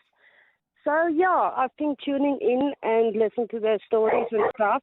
I actually just want to encourage all the mamas out there with type 1 diabetes children. Okay. Yeah. So last year my daughter was in DKA. We didn't knew. Actually, I caught it like a week when I saw like she's like not looking as the same. She's losing weight and everything. So I got her tested, and immediately we went from the pharmacy to the doctor straight to hospital. I didn't know what's going on, and then at the hospital they said ICU straight. She's going into DKA. So we went there, and after she was 2 weeks in hospital and 1 week for training, and then we went home. And 3 months later, and the doctor asked me, when will the right time be for breakfast and all that. I said, you give me a time. I must strictly do this and this and this. So we did that. A lot of water, a lot of exercise, a lot of healthy food. The blood work came back last week. Her blood count is on 5.0. And the doctor said that that's the best in the world. She's like asking me, is she using an insulin pump? I said, no. It's just by managing. Like every time when you have a big like dinner or something, just to exercise 50 minutes later. A lot of water, doing your insulin on time. And just managing it. Like the doctor said, what we must do, just do it. If they did again blood work. If the blood work comes back in October, the insulin, the doctor said, she can maybe increase it. So that's what we hoped for from the beginning. Like, I know it can't be cured, but it can be manageable. Because she's using now 30 units per day. So we are hoping that it will be increased. Like a little bit slowly down. I don't know what the doctors, how much increase it will go down to, but so all the mamas out there, just, you are all warriors. Just keep doing what you're doing, and never lose your faith. Love that. I love that. Amanda, thank you so much for calling and for sharing your experience with us and for encouraging other mothers as well out there, because it can be a lot of work managing it. Ivy, you are in Diepkloof. Hi. Hi, Clement, how are you? I'm all right. How are you doing? I'm good, thanks. Yeah, Clement, my son was diagnosed in April, and at first we didn't know what was going on. He just kept on losing weight, peeing a lot, and he was not doing well. And we went to the hospital, to the doctor, and the doctor took us straight to the hospital. That's when we realized that he was diabetic. And it was a week before the schools were opening. Unfortunately, he had to miss a whole week of school because he was in hospital, he was in ICU. Then coming back, we had to deal with that because we knew nothing about diabetic. Nobody was diagnosed with diabetes from my family.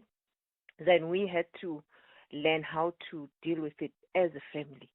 Fortunately, the school teachers, the principal, they are very lovely. They took care of him. They understand.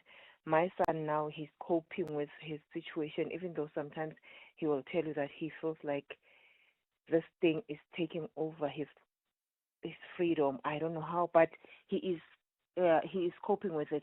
And the teachers and the principals, everybody at school, they're so helpful. I thank them for being there for my son all the time, because they are always there for him. I don't know what I would have done without them. Even when something goes wrong, they will call me immediately. The school, I'm sure my number is on their speed dial, because they will call me to say his sugar is up, his sugar is low, what should we do? And I'll tell them what to do, because now I am constantly in contact with his doctor. And his doctor doesn't mind to hear from me every now and then. But I think he is getting better. Yeah. Because now it's been 3 months. It's been 3 months now, but we are really, really grateful that he's still alive and he's doing well now. He is managing it. Yeah, no, I'm glad to hear that, Ivy, and all the best. Let's wrap up with this WhatsApp voice note. Hi, Clement. Lucretia here. Just a quick question for your guest. If one of the parents is pre-diabetic, would it be a good thing to test the child or children? Thank you. Yeah, Laura? Yeah, so prediabetes is more often linked to, it can go either way. It can go to type 1 diabetes or it can go to type 2 diabetes. So you can have the child tested. There are actually blood tests that can test for the autoimmune bodies that cause type 1 diabetes. So it's half like a screening test that can be done, just so that you can know what you're looking at, what the risk factors are, all of that. But even if the parent is has pre-diabetes, it doesn't necessarily mean that will be reflected in the child as well. Okay, got you. Laura, thank you so much for making time for us. I really, really, really appreciate it. What an important conversation to have. And thanks to all of you that called us and us your WhatsApps as well, sharing your own experiences in managing diabetes type 1. It's 3 minutes before 12. Now, give your little one the comfort of easier breathing with Sterima Baby Nasal Hygiene, made with 100% natural seawater enriched in trace elements. It's specially designed to gently cleanse and moisturize tiny noses. Their unique baby-friendly nozzle helps make nasal cleaning safe and gentle, helping your baby breathe more easily for better sleep and feeding. For natural daily nasal hygiene, choose Sterima Baby. Sterima. Breathe better. Live better. In a world of noise, one thing is still clear. Akwele. Introducing the new, still flavored range from Akwele. Lemon mint, mango passion fruit, blueberry raspberry, peach apricot. Still made from Akwele's 100% natural spring water. Delicious, high in vitamins, low in kilojoules, and still full of joy. It's new, it's refreshing, it's flavored, it's still Akwele. As we gear up for the 702 Josie Majosi Walk the Talk, hosted by the City of Joburg on Sunday, the 26th of July, we're inviting you to help us make a difference this winter. 702 Breakfast, or Weekend Breakfast with Gugu Mhlungu, together with MES Homeless Shelter, is running a clothing drive and would love you to be part of it. If you have pre-loved clothing, some warm jackets, jerseys, blankets, toiletries, or any non-perishable food items, please can you donate them? You can drop the items off at our 702 studios at 15 Fredman Drive in Sandton. Together, we can bring warmth and dignity to those who need it most. Every single item makes a difference. MES is a registered not-for-profit company that has been changing the hearts of the inner cities of Johannesburg, Cape Town, Gqeberha, and Kempton Park since 1986. 702, let's walk the talk. If you're a fan of the beautiful game, you'll recognize this. And this. But what about this? It's your chance to score big time. Win your share of up to 2 million rand with Standard Bank. It's game day every day. To enter, open and use any qualifying Standard Bank account, in-app or in branch. Already a Standard Bank customer? Sign up for Standard Bank Connect online to get a bonus entry. Standard Bank is an authorized FSP and registered credit provider. T's and C's apply. Coming up On the Midday Report. with Mandy Wiener. Good morning, Mandy. Good morning, Clem. What's popping? So a senior IDAC investigator is at the Madlanga inquiry at the moment, speaking about a Khan cabal in SAPS and IDAC that he has no knowledge of such a thing. So we'll find out about that. We'll preview tomorrow's High Court application by President Ramaphosa in the Phala case, set down for 2 days. The former police minister, Becky Cele, is before the TRC inquiry today. The PIC has suspended its CEO. We'll understand why.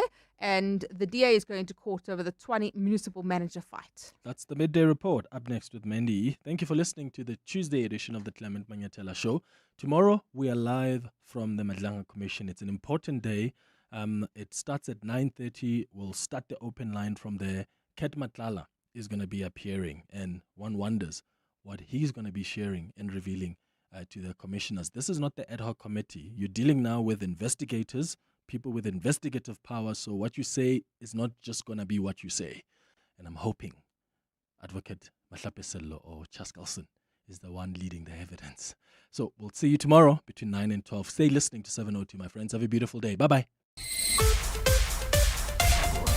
This is EWN. Good afternoon, I'm Bali Dlamini. King Mrs. Zulu Kazwelithini has again removed Thulasizwe Buthelezi as the traditional Prime Minister of the Zulu Nation. Buthelezi has been replaced by Inkosi Pathisizwe Chiliza, a traditional leader and senior MK party figure in KZN. The King says Buthelezi has been released from all duties, responsibilities